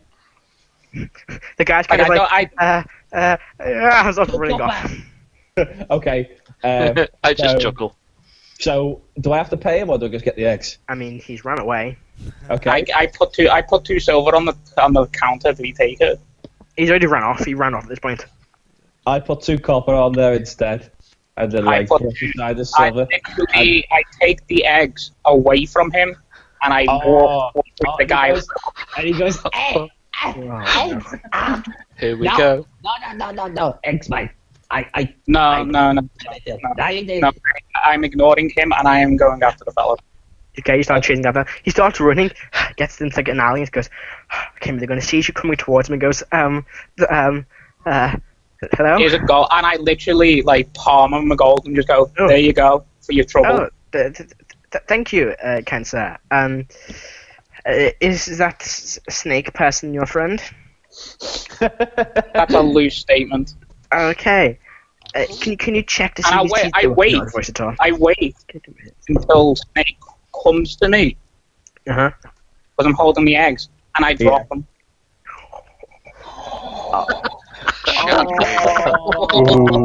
It's getting good. This is in the center of the market. You walk back to the market. You hold this basket of eggs. Snek walks towards you. You let go. They hit the ground. I'm going to see. There's 9 of them, so I'll roll a d8 plus 1, see how many break. That was an 8. So all 9 of them just smash. There's just this pile of shell and egg everywhere. Take it. There's no way when he drops, I can mage hand quickly. It's just he drops it. You don't even notice it because you're not expecting it. Yeah. You just see it drop and you're like, oh no. Oh, okay. And everyone in the market begins to look at the commotion now. I just look at him and I say, "One dropped. Someone dropped eggs. Scandal." Don't use your strength to bully other people, or otherwise you'll have me to be an issue. Like basically, Snake just like gets triggered. I guess. Step. And I just walk past him. And like he gets on his knees and goes. You know, like, people begin looking. You hear a few whispers, and the 2 guards walk over and go, "Excuse me, sir, could you move along, please?" And they're just looking very confused about what just happened. And basically the snake man's sobbing in the yoke and like trying to lick the yoke off the cobbles on the floor. One of them puts his hand on his shoulder and goes, could you leave the area, please, sir? Like, You've he one just, little like, looks confused. He picks up the basket and the eggshells and like puts his head down, like, and just like his tail between his legs and just like sort of like. The cards at this point look at each other, look back at you, look at the really crowd, sad. and start walking away. I like a brush by like, nah, we're not dealing with this crazy snake man. Matt, Yes. while all this happened, I'm going to write a little note on a wall in the market. Yeah. Which one, right? Using my thieves can't thing, so it can only be seen by other thieves. Just asking, looking for the real market, as in like the black market for thieves. Okay. The real market. Yeah, meet me in the courtyard. That's what I'm gonna Okay. For a So you good write that on the time, wall. call This number. Yeah. So you do that. What are the rest of you doing? Erdan will be sticking with Bliss and helping out the village of Woodpine get sorted. Shopping. That's what I'm doing. Bliss goes to what looks to be like the main town hall. As you walks in, you see this woman sitting behind his desk. By the way, Matt, can Erdan see any specific temples or any shrines? Make a perception check. Let's see what's here.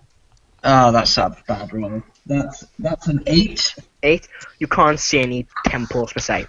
Okay, fair enough. So as you make your way to this town hall, there's a woman.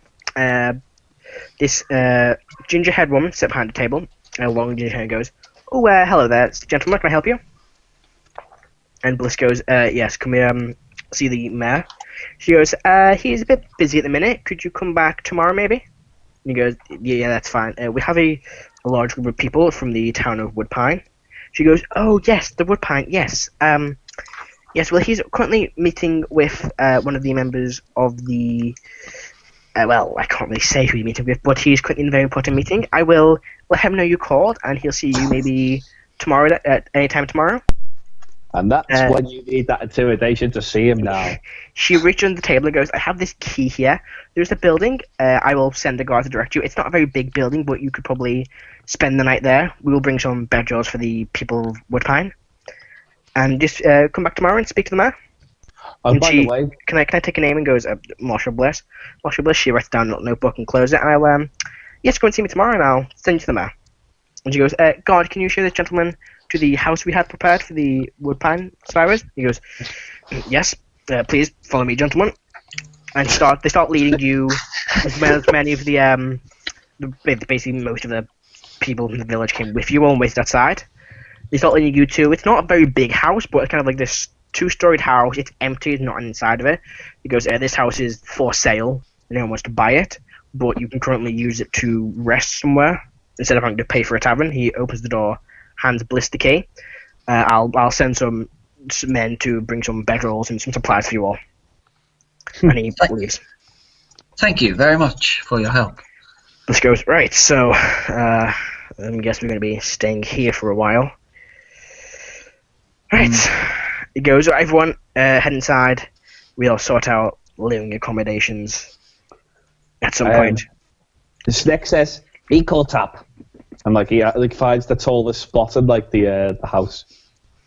Yeah, this is while you're in the market. This is while your eggs are being dropped. This happens. Oh damn it. So, okay. So you're still sad? Act Yeah, sad? I will. So, Okay. as for the rest of you, you doing anything else?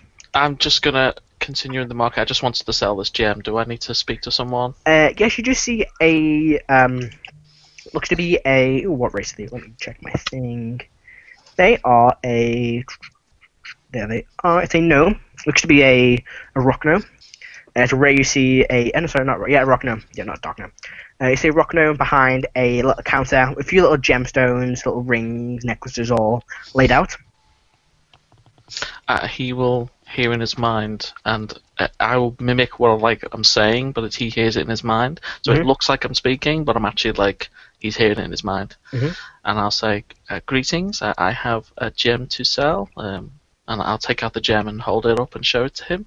How much would this be worth? Oh, let me look at that. He takes it. Ooh, he will appraise the gem. This is quite a nice little gemstone. I could probably give you maybe 10 gold for this. Okay, that seems fair. Yeah, he opens the pouch, fills it with 10 gold. Do you want any change or just want gold coins? I was going to ask, are you able to turn this into some sort of like an earring or a ring? If I asked, Ooh, or a pair of earrings. I could probably turn this into a pair of earrings, maybe earrings and a very small necklace. Not a very large gem, but I could probably. Well, do you want 2 large earrings or 2 normal-sized earrings? Maybe a bit of a pendant or something. That sounds good. Yes. I can do that. I'll just do a straight swap. I'll say it's probably going to be maybe 5 silver pieces just for the extra additional parts. Okay, so I'll hand him 5 silvers. Thank you very much. While Snake is sobbing, by the way, he looks over and goes, "Is that snake person with you?" He whispers, unfortunately. Right, yes. Wait. He's picked up his pad. Can I just interject? Shut up, Chris. Okay. So the gnome will also hear, if he comes in here asking for eggs, just tell him you don't have any and tell him that they're down the street or something. Right. Okay, yes. This should be done by tomorrow morning. Not going to take too long. Come see me tomorrow. Okay, thank you. And what was your name? Oh, my name is Glendon. Glendon, thank you. And I'll just turn and leave. In his travels, he's picked up his panpipes and is doing a funeral dirge for the eggs. Make a performance check. A 15? 15. It's a pretty decent, performance. Very funeral-esque. A few people walk past and like, what is going on? This is there just like yolk on the floor? Pretty much just bits of yolk, broken shell. He put all the shells in the basket, didn't you? There's just like a pile of like yolk just on the floor. Okay, can I mess with him a bit more? Can I like use mage hand to do like a smiley face in the yolk? Make a slight hand check. No, make a use your. It's invisible as well. So. Yeah, spell attack bonus. Oh, 22. 22. Yeah, you easily manage to make a hand enough to make a very nice smiley face. Snek, you watch it just smiley face appears in the eggs. I like what happened. Just like goes, Snek! Like so upset about it, like. And people again continue to look and be like, I'm just chuckling. Walk away. Okay. And then he picks it up and squares it across the basket and then back to his panpipe dirge. So, what would you like to do now? Do I get I get any what was it? Thingy? Any coppers or silvers for the wake? No, people just seem to avoid you. In terms of the message, Lionheart, it's not being too long. You reckon maybe in the morning or in the evening someone will maybe see it, but you're not quite sure what the Thieves Guild is like in the city, or in this town even. I'll go to a blacksmith's nearby. Mm-hmm. Any random blacksmith, any nearest one. There only tends to be one. It's called the what is that called? The Forged Ingot. The Forged Ingot. I'll go in and I'll say, and I'll attempt to sell my 2 daggers and my light crossbow and 20 bolts. Okay, so you walk in, and there seems to be this large half orc behind the counter, just hammering away at something. He goes, "Alright, ooh, good day, Warforged, I believe." Indeed. Ooh, wow, that's. He walks over and goes, "That's very badly damaged armor." Ooh, okay. How can I help you? I have some weapons I no longer have use for. I would like to sell them to you. Of course. What can I see them? Yeah, I just hold out 2 daggers and a light crossbow. 2 daggers. This is all my starting equipment, so hasn't been used. And a light crossbow. Let me double check the prices of them. And 20 bolts, but I don't know if they're... So, 2 daggers, so you I think they're 2 gold each on the thing. And light crossbow is what I'm looking for right now. 25 gold. 25? Okay, Yep. I can give you 29 gold, maybe... How much are arrows or bolts to me, wouldn't they? Yeah.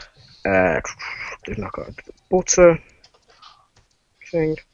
1 gold It says 1 gold, but it doesn't say for how many. I think it's a 20. It won't go for 10. Didn't it say? It didn't say. Hold on. Yeah, 20. So I can give you, let's say, I'll be nice, 30 gold for everything. And he takes them and fills a pouch. Thank you. There you go, sir. And I'll hand over the items and I'll put away the gold. I'll say, may I use your forge in the future, if needed? Oh, of course. Do you have the skills to use it? I do. Ah, well, be my guest. The name's Garmas. What's yours? Bits. Bits, pleased to meet you. Kind of like grabs you by the hand. He looks to the broken arm and goes, I'll shake the other one. And shakes it. Pleased to meet you. Garnas, his name was. Yes, Garmas. Garmas. M-A-S, yeah. Yep. Oh, I just realised. John. Yeah, you know that poison? Thank you. If you make that poison, I have a blowgun. Ooh. Nice. I'll do some magical tinkering and then I'll return to where I last saw the group. Yep. Speaking of poisons, Erdan would like to go to like an apothecary or a herbalist supply shop or something like that. Mm-hmm. If that's in this town. Okay, yeah, you do find one. It's called. It's not actually a building. It's in the market square, and it seems to be a woman. It looks to be human, pale skin, short brown hair, wearing just simple clothes and an apron with a bunch of like plants and alchemy supplies around the place. Okay. I say, greetings, miss. Oh, hello there. The blessings of Halfling be upon you and your business, especially one that deals with things of the natural world. No idea what Halfling is, but thank you anyway. So, Erdan's going to be looking for herbs to make, herbology supplies, but also if they're selling any herbs for like that can be used to make healing potions, or any of the ingredients to combine with the what was the herb that I just got called? Acilius. Acilius. Anything that can be combined with the Acilius. Make the poison. You look around. You don't really have anything like combined to make this poison, but in terms of healing potions, she does have. I forgot what it's called. Red. Oh, what was it? Red amber thingy. Oh, I'm trying to find in my notes what we called her. What it was called. There it is. Yeah, you do find she has a bit of a red amanita, which is basically the key ingredient for potions, or for healing potions. And she has a few mushrooms. She goes, oh, what can I get you? I was looking for the ingredients to make healing potions, if you had any. Oh, yes, I have a few. I don't have many. I've got a little bit of red amanita left. That tends to be bought up quite fast by the local mage, I guess you could call him. And I have a few mushrooms. She pulls out just a few little bits of mushrooms. That's probably enough there to make maybe 2 at most. Ah, that will do greatly. How much for these ingredients? That's a good question, John. Let me check the thing I need. So how do you spell that herb? Red. Oh, I'm not going to open the actual thing. There it is. Well, all the herbs I have. Oh, so Acilius is Ocillios. Yes. And then that's not potion. That's herbal, isn't that? The other one is where's it gone? Where are the ingredients? Where are the ingredients for? There you go. Red amanita. So it's Amanita. Okay. Amanita. Let's go with that. Amanita. Yeah. So it's that's it. They're the ingredients you've got. And a few more and mushrooms as well. Yeah, and there's some mushrooms as well. How much red amanita do I have? You've given. She got 2 basic cloves of it, I guess. What was that? And 1 Acilius as well. Yes. I got. And mushrooms. You can't. Do you keep count on mushrooms, or are they just something that's so ubiquitous in the world that? I mean, yeah, you could easily find. You might have to make checks and set apart, but most of the part it's really easy to come across. Okay, so I'll just keep mushroom. Okay. All right. So I'll buy the red Amanita from her. I assume that I'll have mushrooms. Yeah, you've got plenty of mushrooms. Cool. All right. How much for the 2 red Amanita? It would be 10 gold. I will pay that. There you go.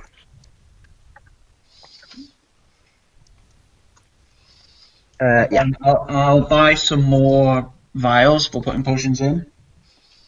Okay. How You much? can get them really easily for about, like, I think it's a few silver for a bunch of them. They're in the place handbook. I'll check for you really quick. Things like, oh god, there's an actual section on potion. I've got a little glassware. Where's the page? There it is. Glass earth and acid. No, it's an actual alpine acid. Let's see. It is 2 gold for a glass bottle, so about 4 gold for enough for the. I don't know how much would be in my herbalism kit. It doesn't say. So You'd have to probably buy the actual vials and bottles to put the potions in. Hell, and just like ingredients. I'll buy 10 glass bottles for potions. 20 gold.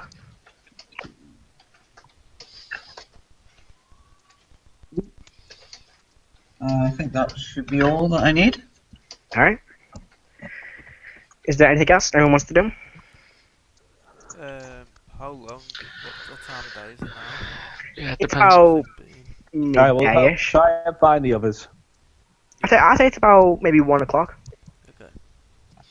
I'd probably console Snek with his eggs. Yeah, you can console the raging snack. I'm not raging, I was upset. Yeah, okay. The morning snack. I was grieving. Yep. I'd probably mess with him a bit more, actually. I'd probably like give him an illusion of like an egg in the distance or something. You were greedy? Is that what you took from that? Oh god. I think he's too down the dumps to notice. So, where'd you head to? What do you want to do? Probably find somewhere to stay, a tavern or something. Yeah. A meeting point. Yeah, we should need. Do we know which direction? Who the hell is sniggering in the back there? I can hear sniggering. Me, because I've just remembered what I named the tavern. Yeah. Erdan will then head to the tavern and meet up with the rest of the guys. You all begin to make your way to the tavern, and on a big sign reads "The Famous Egg." No word will lie. That's why I named the tavern. This fits so well. Oh, so like, what? Like, yeah, like the logo on the tavern. What is it? Like an egg? Yeah, It's just an egg. Egg in An egg that's got like gold, like a gold lining to the Snek, pink to gold. you'll basically hear sniggering, and then you'll see me pointing, going, "Look, Snek, egg." And like his face lights up like with gold and goes, egg, and like it's like walks straight in, like doesn't even give a flying hell who's going through the door. He just pushes through, you know. I just chuckle. I just way. laugh. Yeah, He so you walk dropped- in, and it's quite a nice tavern. It's much bigger than the one in Woodpine. Quite a few. It's not too busy at the minute, but you know, because it's a larger town, there's less. There's people here just passing through, so it's reasonably busy. A few people sitting around. You see behind the bar is a tall tiefling man, long flowing black hair, very dark red skin, 2 horns that come up and then curl around the top, and he's just sitting there, you know, serving drinks, talking to the patrons of the tavern. Like Snek just keeps looking at him. Mm-hmm. Like He doesn't seem to notice you. He keeps staring like until like he like starts staring back at him. He doesn't seem to know. He seems to be just busy in mid conversation with these people by the bar. Well, I know what I'm doing. I'm just gonna keep staring until he turns. What the rest of you doing? I'd probably follow Snek, like gleefully. What? You're gonna keep staring at him as well? You're gonna turn into stone with me? Yep. I'm gonna walk up to Snek and I'm gonna look, but I'm gonna like I'm going to use my mind speech, and I'm going to say, "Greetings." He kind of looks around, see a smirk on his face, and then he doesn't. Can you reply to that? He can. He just says, good day, my friends. Who is talking to me in my mind? And I say over here, and then I'll actually point to myself. He waves. You can't reply. I wave back. And there's a snake nearby. Looks at the snack and then goes back to his conversation. And he'll also hear in his mind now, because again, it doesn't matter. It can interrupt him. Mm-hmm. The bartender, and I'll ask, "Greetings. Could we have a round of drinks, please?" He goes, of course. What would you like? Water. Water coming right up, and he starts busy. He takes top tongue people talking to, walks over. He looks at you. Sees about 3 of you walk in, so he fills 3 cups of water, puts them on the bar. I'm gonna get can I say to him as well? Can I just say eggs? Yes. I can get some eggs. Okay, and he sort of just says how. He walks around. How would you like these eggs done? And he goes, Dad? Yes. Would you like them boiled, scrambled, omelette? I just shake my head, and he basically here, he'll just take a basket of raw eggs. Okay. This is a strange man. Walks over, pulls a basket. There's about 10 eggs in there. Well, no, actually, That's a strong word. He runs up and he walks up and goes, omelette. Okay, I'll start that for you. And starts basically making a quick omelette. It's 1 silver piece, please.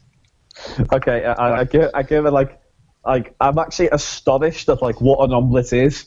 I just like the name, omelette, and then I look at it as if it's a totally alien thing. You know, it's quite nice. It's you can still see the heat coming off of it, and he slides over. 1 silver, please. And he throws a silver and goes, catches it midair, buckets it. He's just starts poking it with his finger and stuff like that. He places a knife and fork and goes, "You can use them, my friend."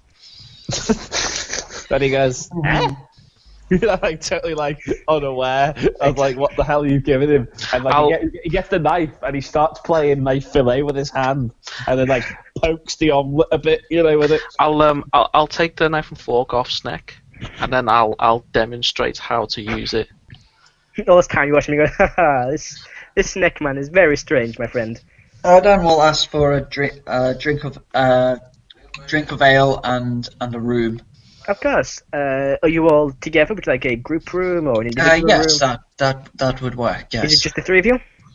No, there are 4 others. 4 others. I can give you 2.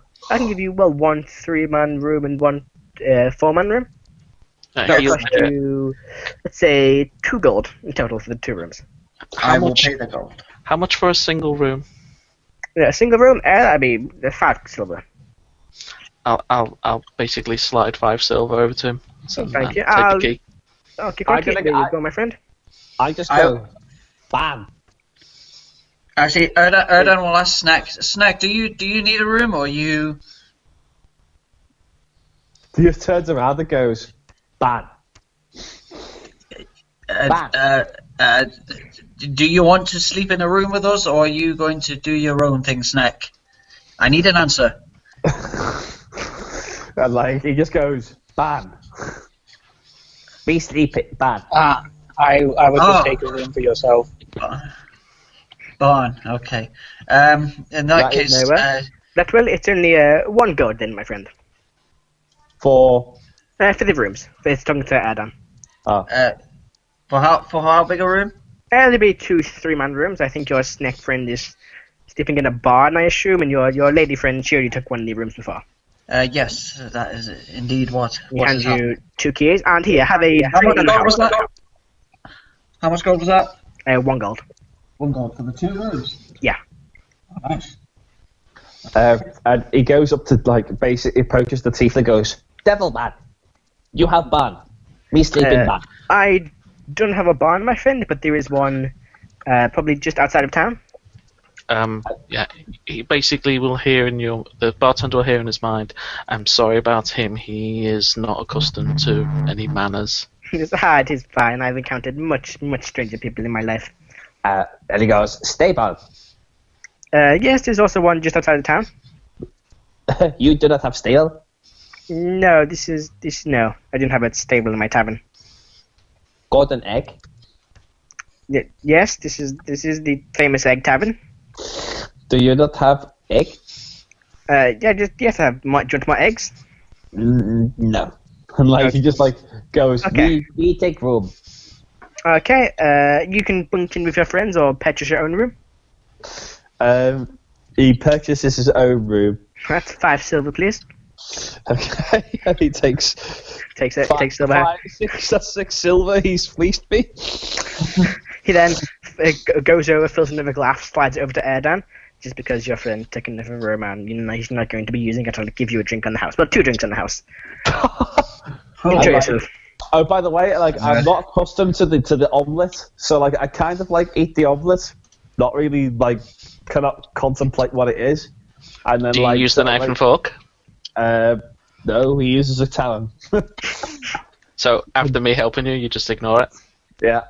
Erdan will go up to his room and he'll try to make, from his 2 red amanita that he got, he'll try to make 2 healing potions. Alright, make 2 herbalism checks for me, please.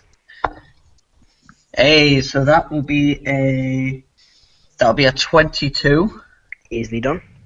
and a 19. Both easily done. You make 2 regular healing potions. As for the rest of you, what are you doing? I'll basically just take my 3 cups of water and sit down at the table and just chill. Molt, what are you doing? Goes to bed. I will get one of the fucking strongest whiskies they have in the place. Yeah. And I will just take a seat at the same table as Heris. Yeah, that'll be that's 1 gold, please, my human friend. Kind of notices the scales on your arm and looks a bit. I just sigh at him and hand him the gold. Thank you very much. You're about to hand you quite a nice, very strong whiskey. Bits and Karo, what are you doing? Oh, and Lionheart, what are you doing? Karo's staying with the Woodpine people. Okay, so you head to the house with Bliss, and Bliss, and you basically start moving people in temporarily. Lionheart? I'm just going to wait and see if anyone reads my message. Yep. You watch as a few people walk past it, look at it, but no one seems to understand what it means. Okay. Bits, what are you I doing? don't even think it can be seen by the average person, can it? It's kind of like writing on the wall, but it's like symbols and stuff. No one seems to know what it means. To them, it's just gibberish. Yeah, just like someone's drawing a bunch of random sets, like symbols on a wall. I will go to where I last saw the group, which is more or less like in the entrance to the city. Pretty much, yep. And I'll just look around for them. Are they there? Can I make an investigation check? I'm pretty good at those. Is your character like very intelligent, is it? 18 int. Oof. 22. 22? Yeah. Yep. So you look around a bit, you do notice, you see some of the Woodpine.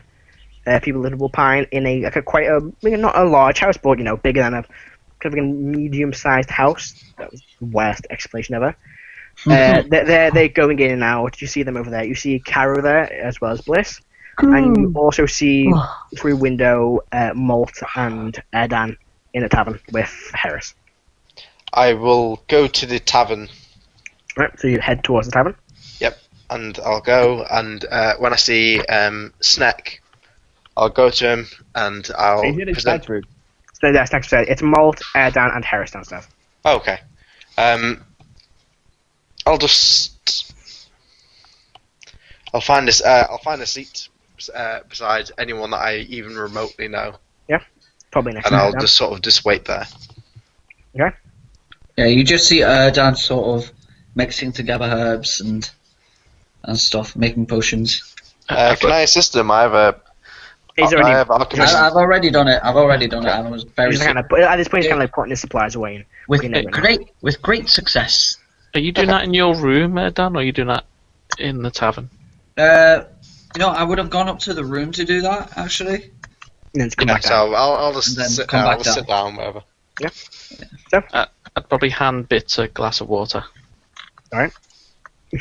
I'll lift up the glass of water, and I'll just put it to where lips would be on a person, and just like water trickles down my body. His face And I'm just humouring him, basically.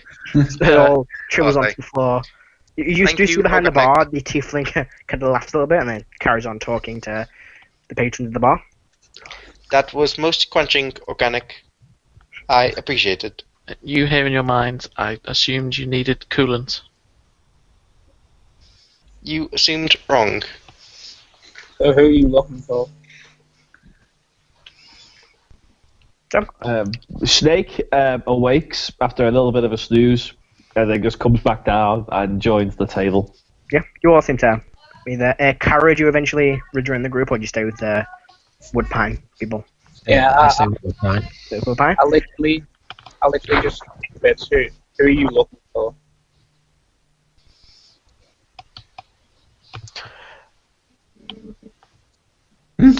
Alex, So who were you saying that to, Jason? he said it's Alex. Oh, Yeah. okay. Yeah. Sorry, what was it? I'll look I at the said- tail end of it. I said, who are you looking for? Oh,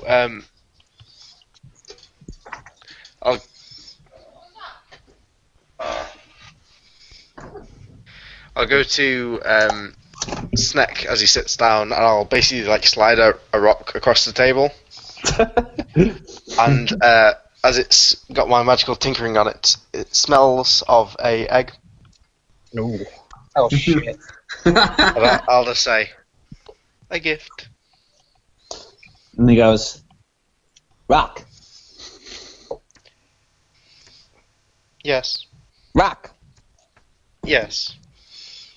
Why rock? It smells like an egg. You like eggs, so it may calm you when you crave them. He picks up the egg. Oh, sorry, the rock egg, egg rock, and he just like looks at it and just goes, eh. Like looks at it and goes, rock. You are currently a liability, so I thought I would limit the chance of you killing us. And like all what Snek does is just he gives him there's a quirk that he's developed in every emotional situation, and do you know what he does? He laughs. He just laughs in any sort of really really hard. Hang on, Snek. Are you the Joker? Are you Joaquin Phoenix's Joker? Snek? Do we live in a society? I don't know. Maybe we do, maybe we don't. Live in a society. I mean, I've not seen the Joker, but mind you, like he just like laughs That- basically at the robot. He goes, You tin. Don't do it now. You hollow. Molt, what were you Leave the saying table, to Bits before, Molt? I was saying, who's he looking for? Because I heard him say as much beforehand. Yeah, it was just Snack. Eh? Look for Snek? You look for Snek? I did, and I found you. Snek. Yes. and like he just goes, You strange. You not flesh. You are strange. You do not have flesh. Scales. I'm just going to tell you, we're just like giggling. And Molt, you'll basically hear in your mind, I think we have two crazies with us. no. What do you guys call it? A circus?